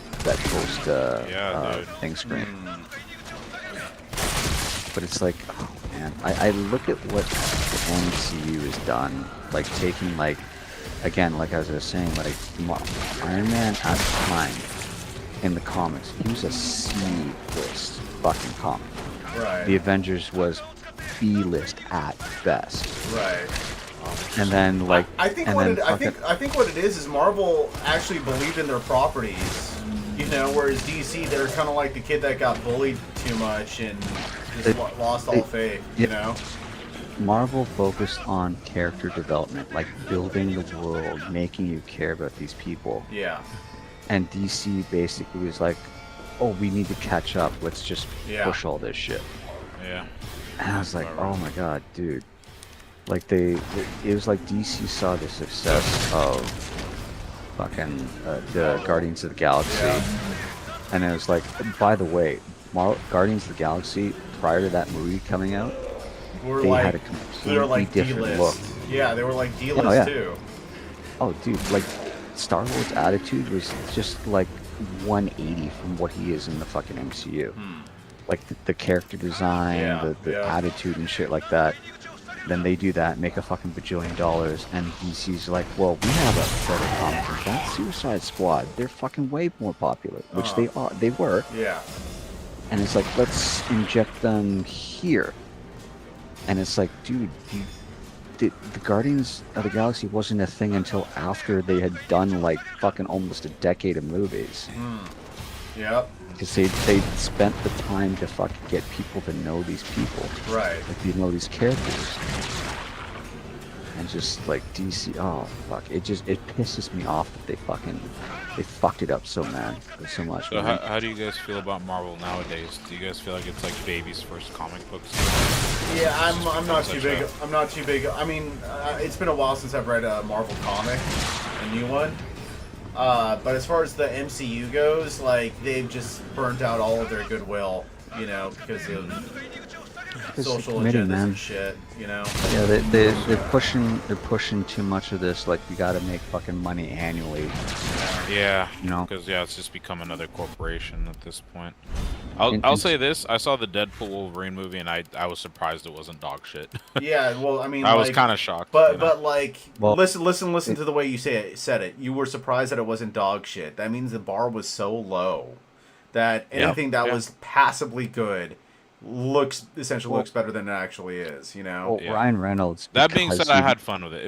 I thought Yeah. it was worth the watch. Yeah. I really did. Fair it was awesome because like fucking Ryan Reynolds, he made such a shit ton of money that basically he was like, we want to do this, please, and Marvel was like, okay, go for it, and he didn't hold back, dude. He fucking made fun of Marvel in the fucking movie The directly, whole time, like, and it was basically the whole fucking time. hilarious.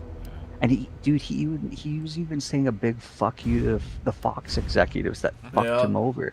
Yeah. You know, I mean, like he has the stroke to do that, so good for him. like you know the whole reason why he did like Deadpool in like the Disney origin, right?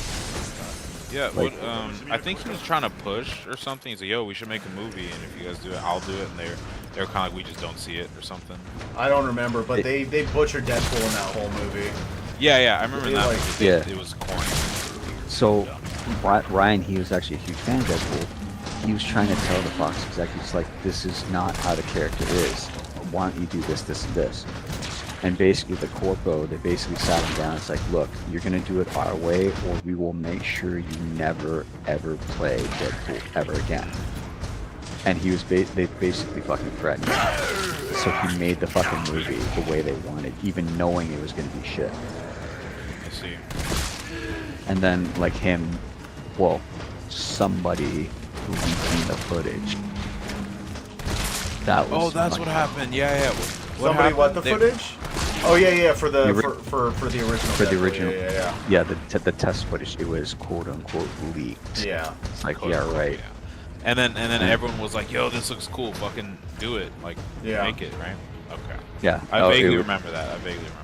Oh, dude, it was. I saw that, and it was like you could tell like somebody recorded that, Yeah. and I was like, it created this atmosphere. It's like I'm not supposed to be able to see this, which created so much buzz. And then Mystique, yeah. yeah, and then people just fucking started harassing fucking Fox and it's like, dude, make the fucking movie. We'll give you our money. Why are you making it so hard for us to give you money? Yeah, definitely. Agendas at the end of the day, right? Yeah. Fucking agendas. I've definitely like, I don't know how it is for you next as you get older. Like, you know, I'm 30, but like, I find talking about money with people is like almost like talking about religion. You know? In my life, I've thought everyone was just like, yeah, obviously I want as much money as humanly possible. As I get older, I realize that is not true. People genuinely don't give a shit It's pride, it's ego. It's pride. Well, that pride is the ego. You know, so it's all just ego. You know. It's like it depends. It depends on what you're talking about in terms of money. It's like if you're like me. I think every aspect. I think like what you just described, how a corporation has a chance to make a shitload of money from a willing fan base, and they're like, nope. You know, to me that's insanely erratic and strange. But maybe it's not my place to understand It's it. because when certain people get up so high, they lose touch with reality. That's fair. and That's then- fair. That's true. And then they basically, you get like scenarios like at my work where they don't listen to people. They look at statistics. They look at analytical data, and then it's like, well, it looks good on paper, ergo I'm right.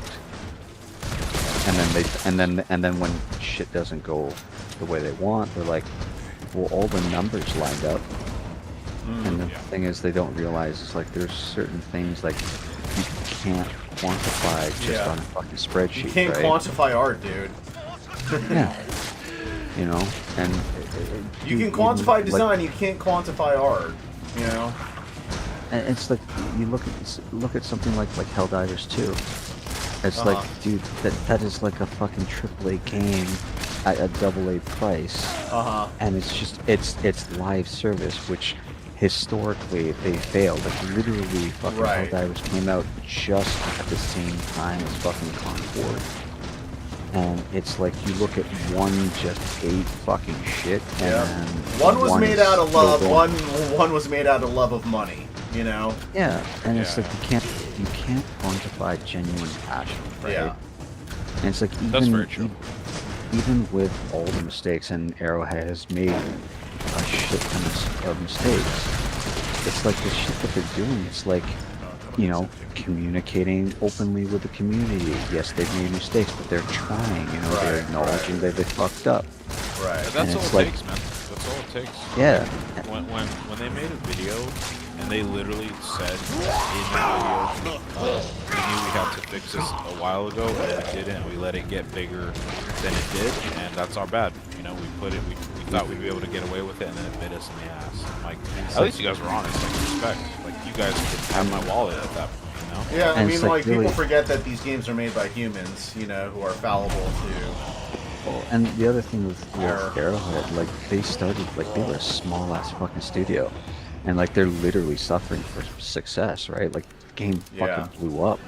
Like just look at how hard the fucking servers were hit initially. They were like, Jesus Christ, what the fuck? Yeah.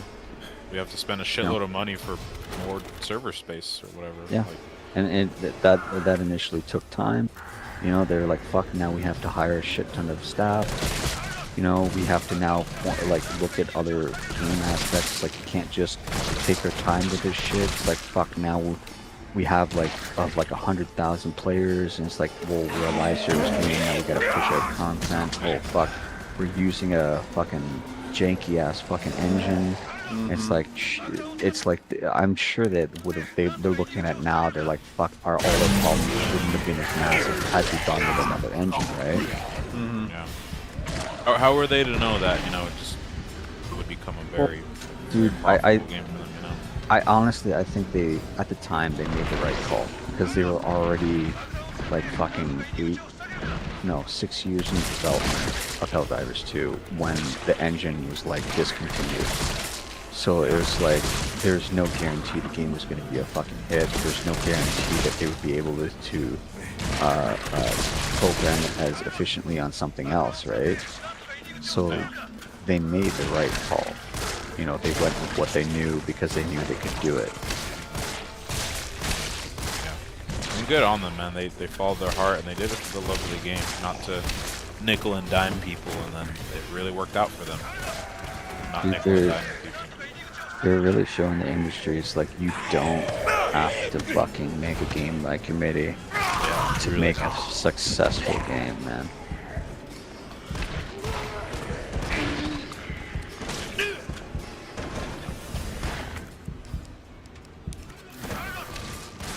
You know what I think about pretty well whenever I think about X-Men, like in the Scott Summers Wolverine relationship. In Schism, when they're about to finally go to blows with each other, they like beforehand they're like, it's all about our philosophies and our differing philosophies, but at the end of the day, it just boiled down to how they felt about Jean, and you know, it was all about Jean at the end of the day. I think I liked how they kind of wrapped up that rivalry, because like when I think it was fucking after Cyclops came back after Apocalypse made him a horseman, and it was like Scott's outlook basically completely changed. Like he was a darker person, just because he saw like the dark psyche of his own soul, and like Wolverine and him and Cyclops, they hashed it out. They're like, he had a newfound respect for Wolverine as a person. He's like, dude, this thing was done to you as it was done to me, but it's like you also, like, you were captured by multiple fucking governments and you were used and abused.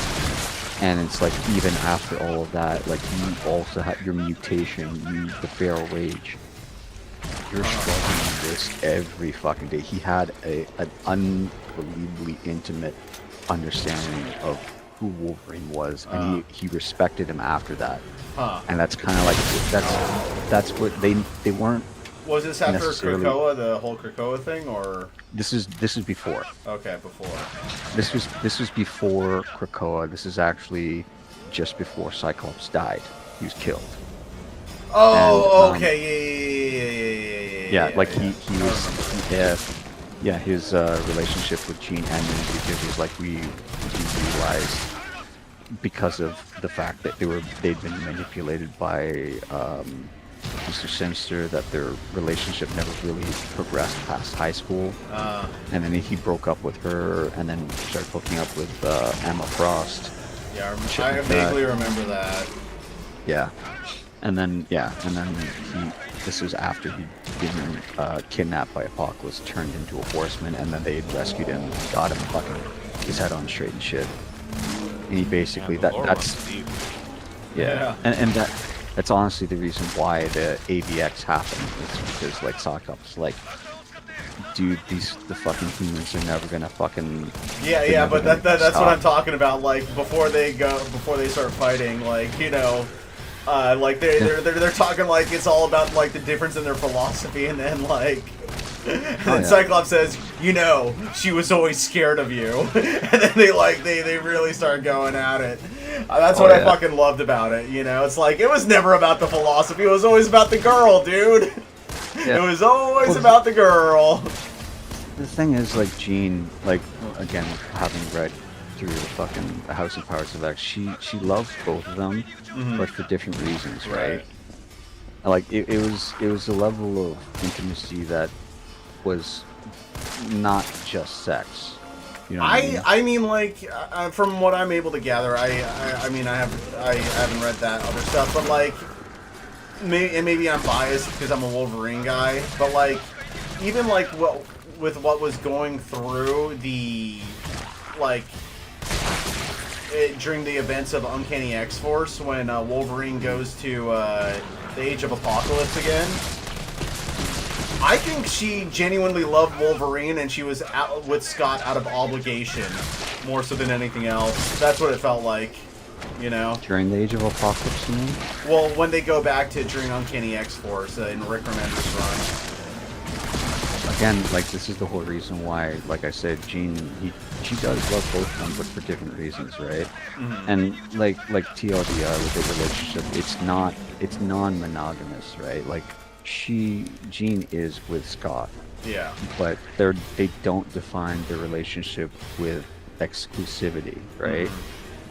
Like, at the end of the day, it's like fucking, because of how Wolverine is, like, he still, to this day, he literally, like, sometimes he'll just disappear for like weeks or months, and it's like he comes back and it's like, where were you?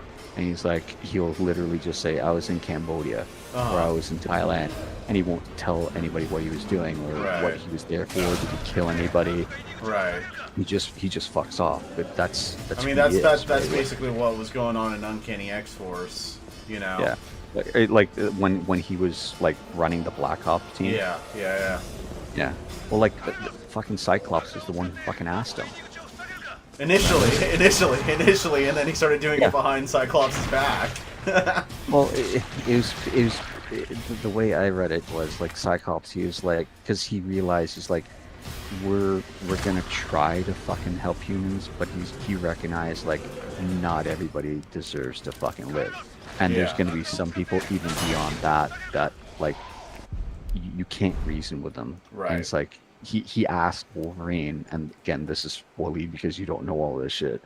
He asked Wolverine, it's like, I need you to do what you do to protect not just innocent humans, but protect mutants, because there's going to be people that we can't publicly deal with, because if we did, it would justifiably scare the humans for the same reasons why they say they're scared of us.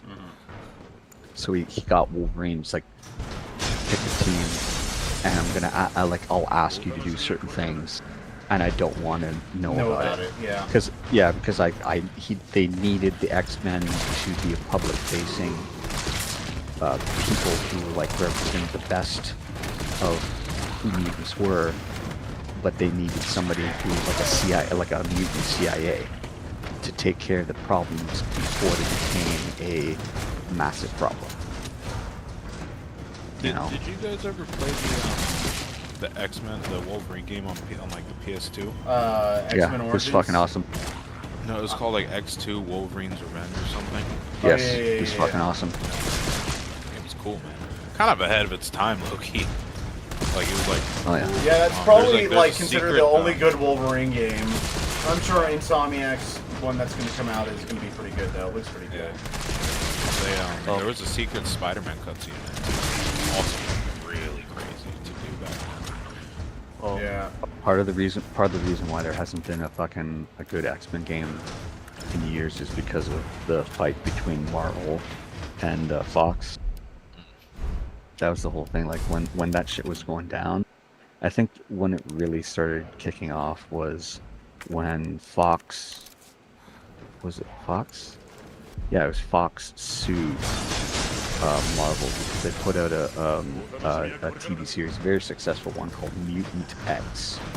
I remember that. It was kind of a campy early 2000s TV show about a group of mutants. It was basically the X-Men without saying they're X-Men. Yeah. Interesting. But okay. but Fox sued Marvel. Did they use hella likeness? They had analogs, but it was just that Marvel suit. You had a Professor X, you had a fucking Nightcrawler type person, right? Oh, But they just weren't called Right. that. Yeah. It was essentially the same premise of X-Men without being X-Men, but Fox sued Marvel for the use of mutant, which they claimed a copyright for. And basically Fox won, and then Marvel said, you know what, fuck you. And then Marvel basically is like, okay, well, you might own the fucking TV rights and like the video game rights, but Marvel still owns all the merchandise. And then like, I don't know if you remember this, like from like after that around 2000, they pulled all the fucking X-Men merch off the fucking shelves, all the toys, all the fucking video games started drying up and shit like that. At one point, they fucking canceled almost all the fucking X-Men comics. They started pushing the Inhumans in comics, movies, TV, and shit like that. They fucking Marvel just about destroyed the X-Men IP just to fuck the Fox. That's kind of crazy. Wow. Yeah, the thing is, it worked because fucking Marvel was able to buy back all their IPs, and like the last linchpin was basically the X-Men, and then they were like, well, you know what? We made $1 billion in the fucking MCU. They just fucking buy Fox. Oh yeah, dude, it's fucking crazy, man. Yeah. Comics are something. So, tell me, what was Wildcats about? Was that? I never read series Wildcats, so I couldn't. Was it really tell you. received warmly at all, or? It was a good comic. It was Kind of seemed like a deep cut.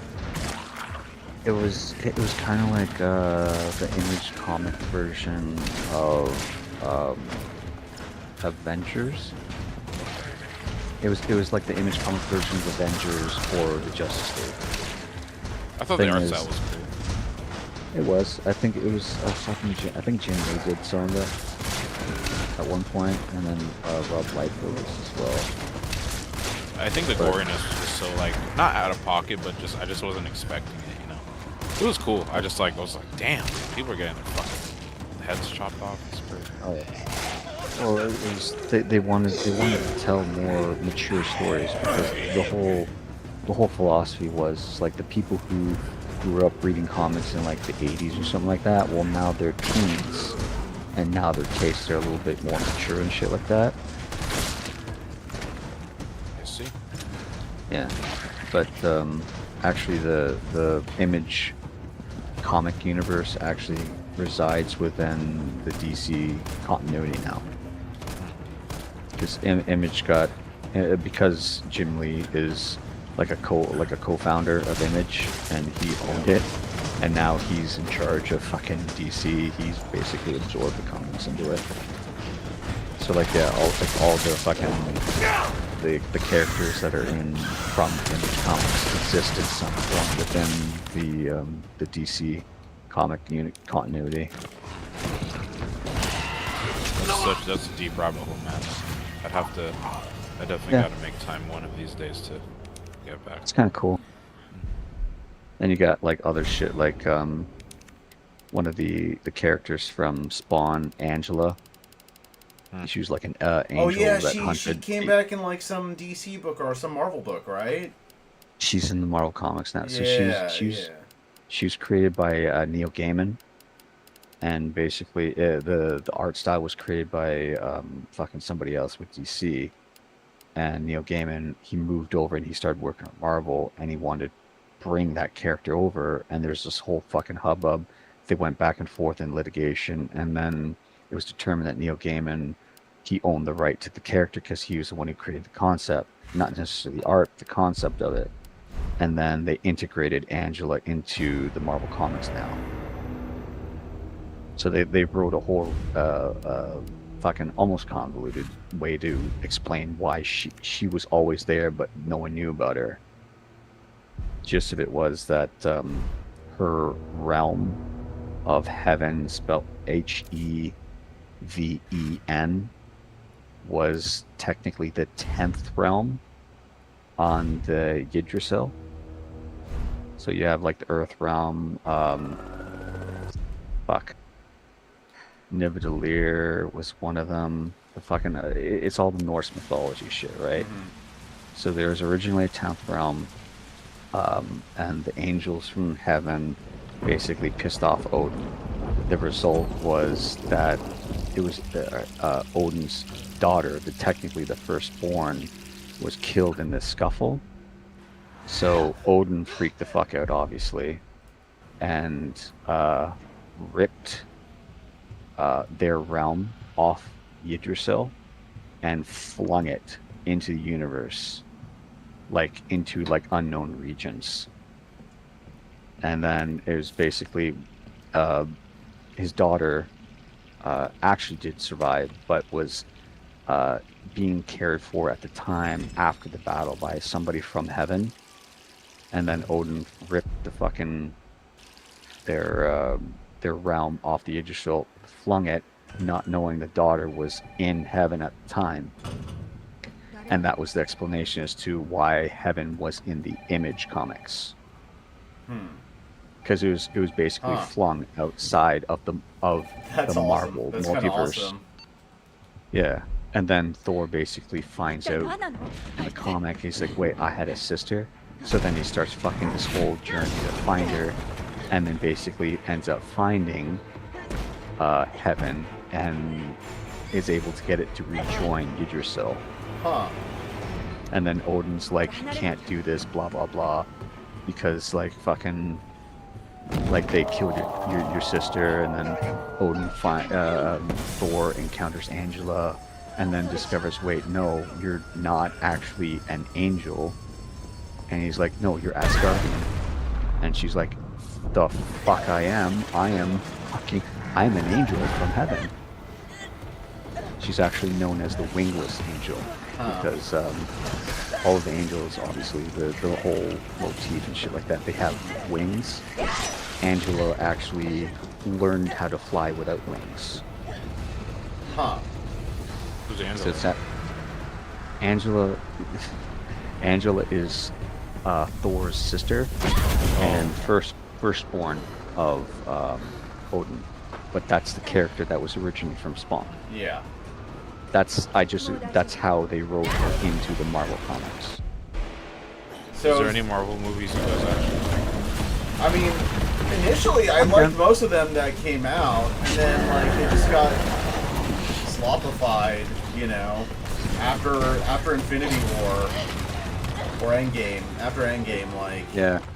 Like, dude, Endgame. Oh my God, Endgame was like something special. Like, they're trying to recapture that, yeah, but it's like, dude, that's like almost 15 years to like build up to that fucking moment. yeah, Like all the highlights, like fucking Captain America lifting the hammer, Yeah. and Thor basically saying "I knew it," which everyone was fucking thinking. It was like, dude, when I saw that, dude, everyone fucking lost their goddamn fucking minds when they saw Cap lifting the fucking hammer. Because everyone who was a comic fan, they're like, he's gonna fucking pick up that hammer.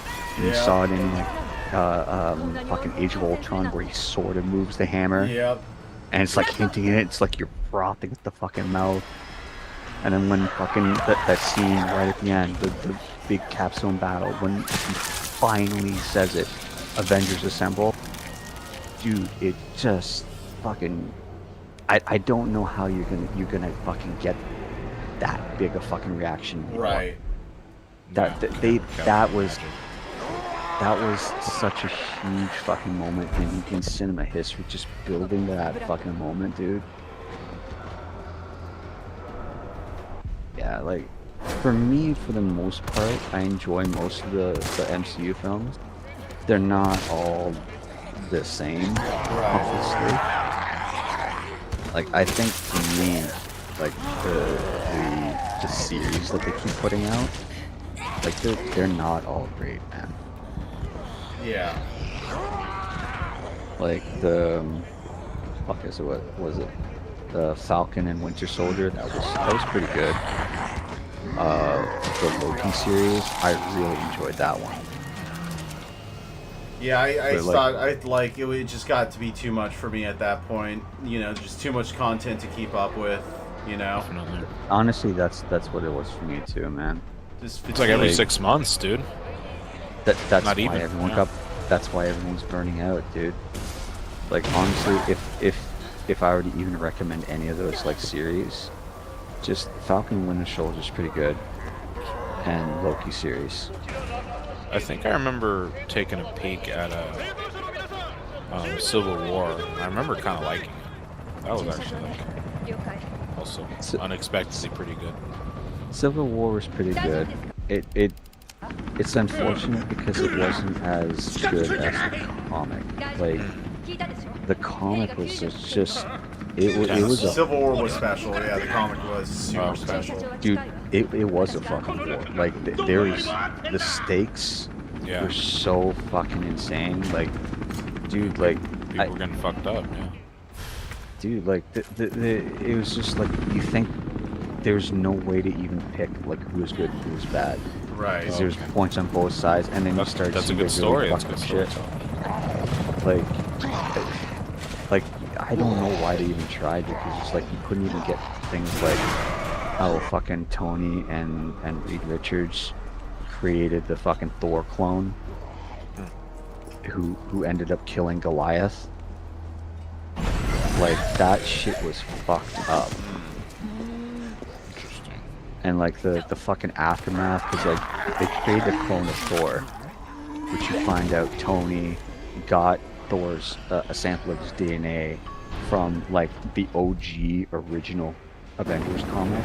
You find out that Tony had actually scoured his apartment looking for a piece of Thor's hair from that long ago, and he kept it and went to Reed, and they basically made a cyborg clone of Thor that they could control, that they then lost control of and murdered a hero. It's pretty crazy. Oh yeah. No, it was that level of fucking, and just defies the means that Yeah. Well, I mean, like, the really whole thing hammered was, like, written, like, post 9/11, you know? So the whole superhero yeah. registration thing was a big allegory for that. And, like, you know, the lengths people would go in order to essentially, I guess, feel safe and protected in a world where that illusion of safety and protection was, in real life, kind of shattered for everybody, you know? Oh yeah, and then that the aftermath of Civil War soliloquied into AVX and shit like that, because when they went from the fucking the mutant regiment, basically it was, fuck, who was it? Tony was trying to fucking talk to like the X-Men, and he was like, yeah, we want this superhero registration act, and they're basically saying, yeah, we've kind of done this before, remember the mutant registration act? And it's like the mutants were like, go fuck yourself, like paralleling the shit that was happening in the States, where like if you were fucking The Patriot brown Act. and shit like that. It was the Yeah. Patriot Act, if I remember correctly, yeah. Yeah, and then it's like Tony at the time was like, justify the ends, justify the means, because this horrible thing happened. Right. Which you see, he had a point, and Captain was like, dude, you're infringing on the fucking rights of Right. people to just be people and shit. And it's like they both had a point, and it's like, but it's like no one's gonna fucking win, Yeah. you know? It was good writing, really Really good writing, yeah. Wally, that's definitely a comic you should check out. Like the Civil Essential. War. Yeah, not Civil War 2. Civil Yeah. War 2 was just absolute fucking dog shit. I like, Like- why did they even make that? Like, that was around the time I stopped reading as well. You know, just Yeah, remember seeing it and like- just being so disinterested. It's like, Dude, that's when they were trying to to push Captain Marvel, like, Yeah. fucking, you know. Well, this is the thing. Like, she was a fucking really cool character before Civil War 2. Like, she was really well written and shit like that. She's basically Marvel's version of Power Girl, like, except she wasn't completely fucking sexist and shit. Like, she was like a fucking legit strong female role model, right? Like, she's like very accomplished, she was smart and shit like that, she was witty. And then they wrote her into fucking Civil War 2. It's like, dude, you dumb fucking broad, dude. Yeah. Like, it completely contradicted who the character was before. Right. And it was just, they wrote her so fucking retarded. Even after they figured out that the Inhuman didn't even fully understand his powers, she still like fucking went for it. It's like full tilt. It's like, well, I'm too late. It's too late now. I gotta go down this fucking rabbit hole. Bullshit. Yeah. It's like, oh fuck, that was such a fucking horrible read, man. Like, I stopped collecting Captain Marvel after that. Really? Oh yeah, dude. Like, I had all the fucking, like, her solo run and shit like that. I had all of them. Yeah, I was mean, like, like, dude, I like a lot of what Matt Fraction did at Marvel, but then, like, he is kind of responsible partially for, like, the downfall of Marvel, and, like, how they went, like, full-on quirky, and Kelly Sue DeConnick along, you know, they're married and stuff like that. She kind of, like, piggybacked off of him, and, I don't know, it was just... God, hold me back with that fucking kit launcher. Yeah, dude. No, yeah, man. It's just they've fucking hell. They did all this bullshit, and then they were trying to push her in the MCU. I was like, Yeah. dude, you haven't even fucking remotely recovered from that bullshit. Right. And it's like, it's just how she acting now is basically they're writing her as if the Civil War 2 didn't happen. Right. And it's like, dude, she's not even apologetic for it. You know, she's not even facing the aftermath of that, and they're just kind of they've just essentially for years now, they've just been trying to ignore that aspect of what she chose to do, which was, in essence, was so hypocritical. Right. And it's like meta at this point, because Marvel has been hypocritical about the fact that it was just horrible writing. Right. you know. Yeah. It was aimless. Like, I don't know. That was like the Trump era where like a lot of people in the comics industry kind of just lost their fucking mind collectively, you know?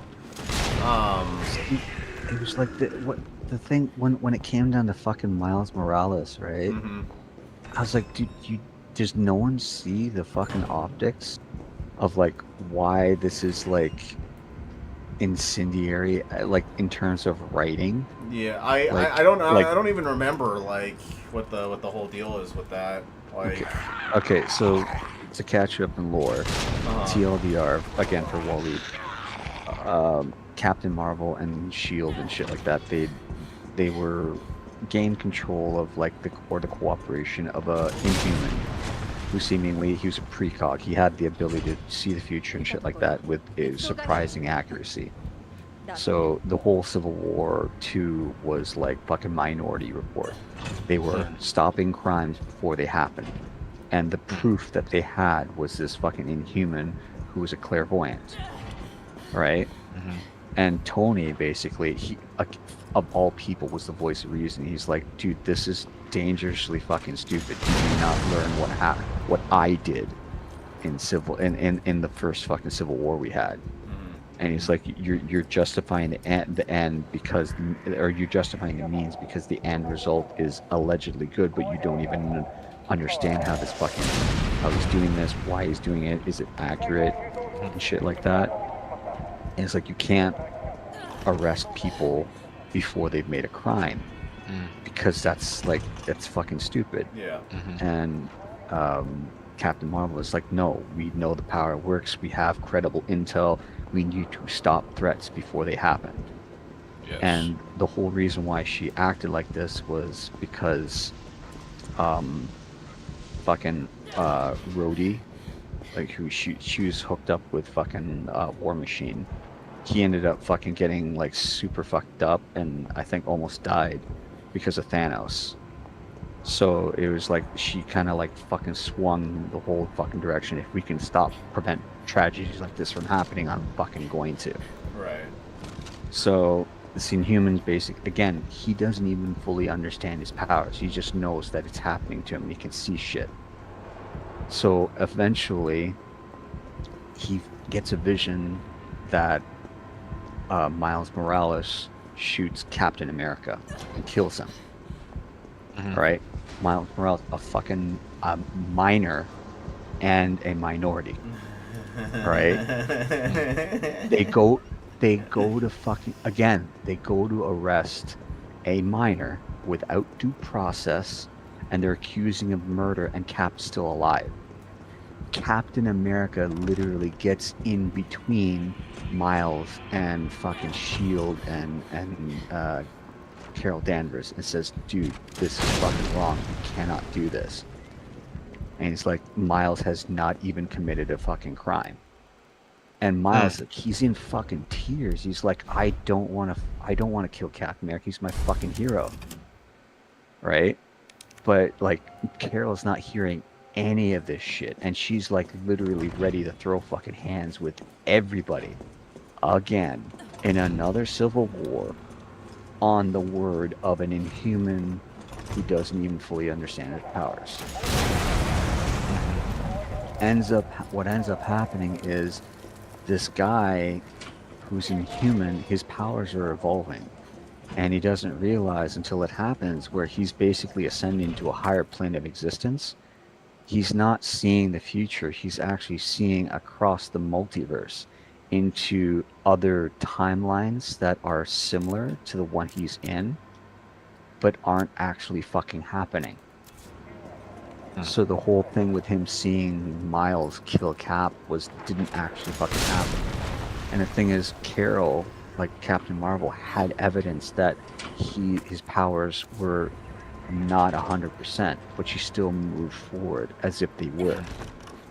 So it was the hypocrisy of how she fucking handled the whole situation, the optics of like a fucking, like in the comic and outside the comic, writing a fucking minor character being arrested without due process dude, it was just fucking. There's so many red flags. It was so sloppily written. I was like, oh fuck me. It makes me mad, dude. Well, I mean, that's what happens when you write things out of love for money. But like, dude, the Marvel sales were like dwindling at that point. Oh yeah, dude. You know, Like people were so fucking mad at it. Like they like everyone was calling out Marvel. It's like, dude, why you're writing like this is around the fucking Black Lives Matter Yeah. shit too happening, right? yeah. Like Oh, you're yeah, really yeah. writing a fucking a known popular black character being arrested by like a fucking white lady with blonde hair. Yeah. Dude, it was like the optics alone. It's like Karen Danvers. pretty much, dude. It sucks. Can't he just be a cool character because he's a cool character? You know, like, you know, it Miles doesn't is have a to cool be. character, dude. Yeah, it doesn't Miles have to is be fucking because he's stupid I cool. think black I or think he anything. started off as a cool character, and then like I don't know, like social agendas kind of latched onto him and just kind of like shoved him down people's throats, and then I don't know, people like me are just kind of like this is lame. I don't want this. Like this is the whole thing. Like Miles ended up in the 616 universe because his run as Spider-Man in the Ultimate Universe was one of the only successful ones, Right. Like the only I successful. have the issue where he was his first issue. I got it. Yeah, that's awesome. But yeah, like Miles is basically the only. Excuse me. He was the only comic that was good, like towards the end of the Ultimate Universe. And like Marvel, from a corporate standpoint, it was like, yeah, we're fucking canceling it. That's the whole reason why they did the Secret Wars, to merge everything and blah blah blah. Yeah. So they're like, well, we need to keep this character, but he can't exist in the universe that we're gonna cancel. So that's why they moved him over to the 616. All right, but I personally, I think it would have been cool to just him be his own Spider-Man in his own universe, right? Like Right. he's a strong enough written character that should exist on his own without having to fucking share the spotlight with with Peter, who Right. he himself should be just fine as it is, right? Mhm. Like either that, like there's so many fucking things they could have fucking done. Like they could have like had Peter like take kind of a more of a back seat, like he's still doing shit, be more of a mentor to him. They could have like actually given him a fucking family. Like at one point, like Peter was, there's a future in the 616 where he actually did get married to Mary Jane, and they had a kid. But like I guess one thing you got to consider within all of that is this is the time when like DEI was starting to like get so much traction that like you Yeah. know they if you were a minority character, they couldn't give you the justice of giving you like a proper arc. They had to make you absolutely perfect to the point where you don't have a tragedy that sets you off on the hero's journey.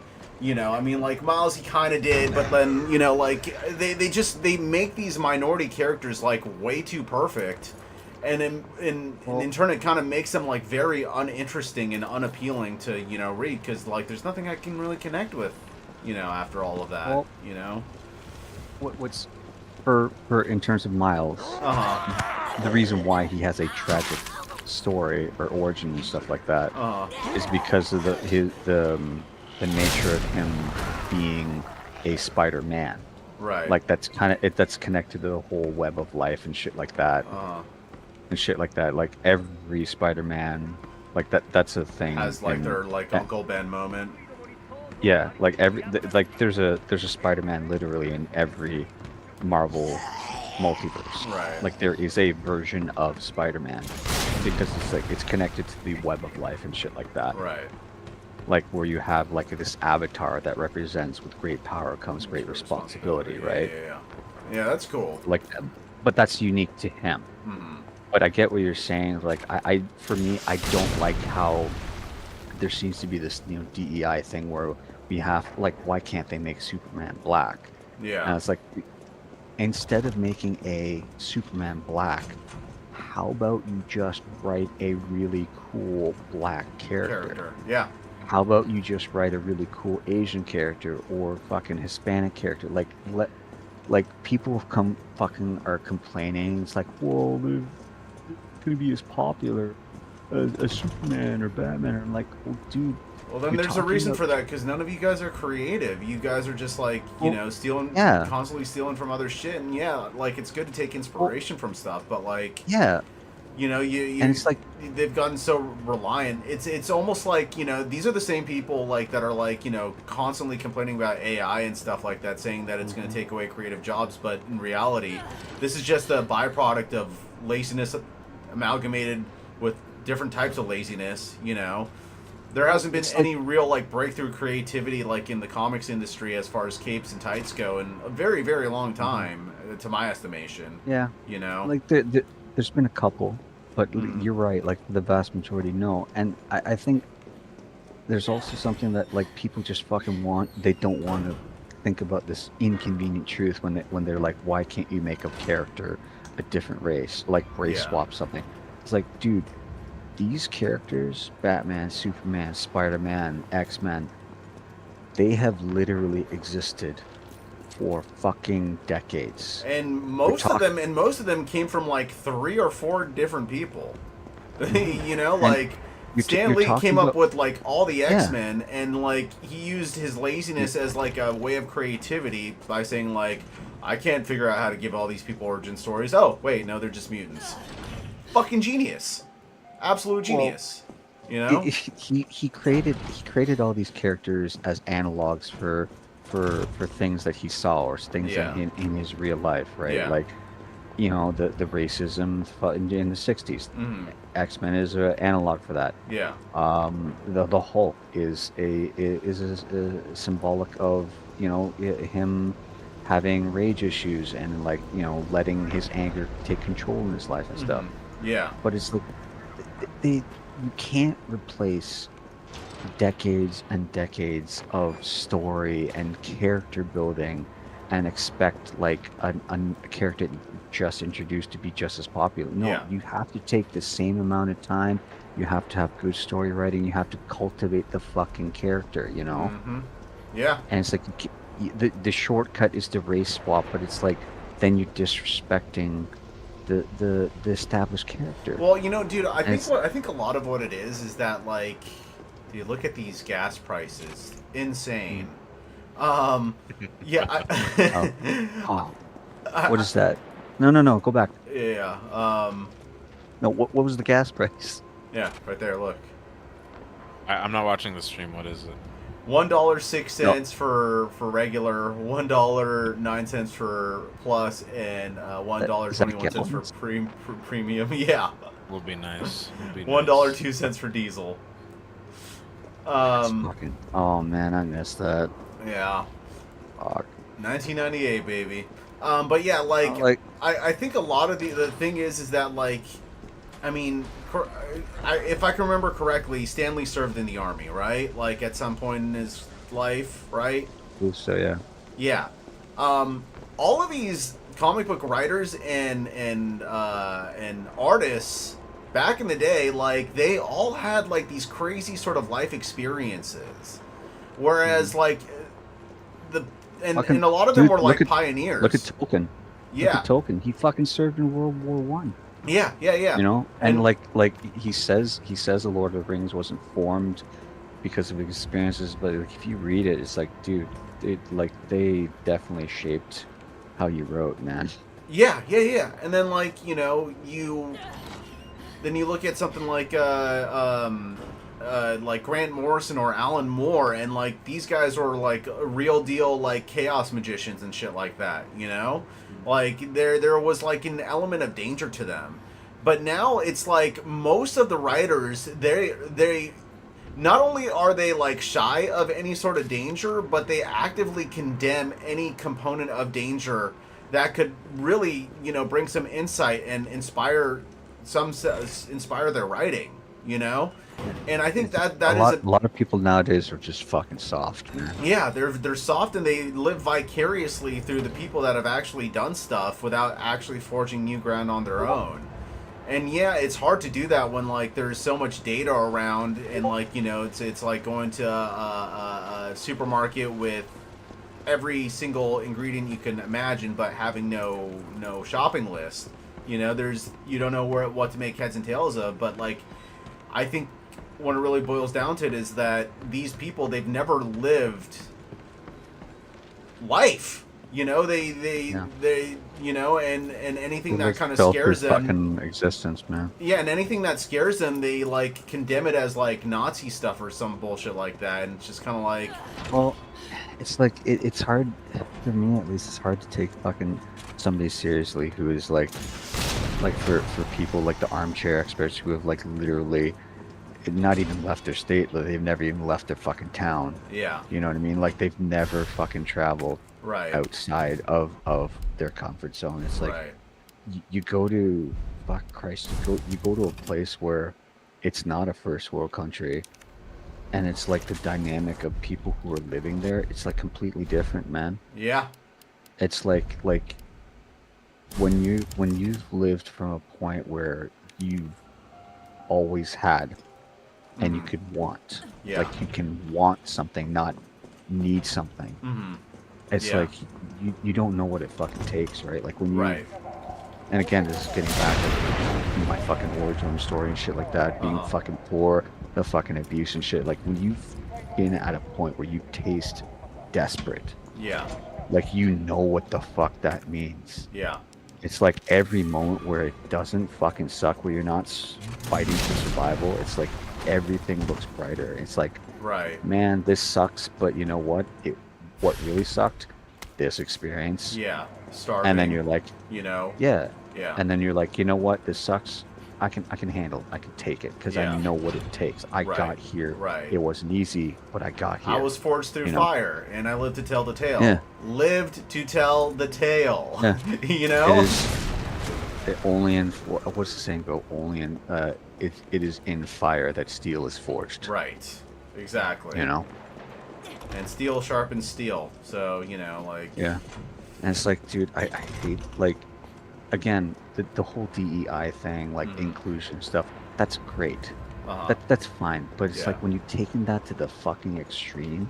Yeah. And it's like, again, getting back to what we were talking about, like race swapping fucking characters, and it's like, I can even, for me, I can get down with that if it fucking made sense. Yeah, if it fits the form and function of the story.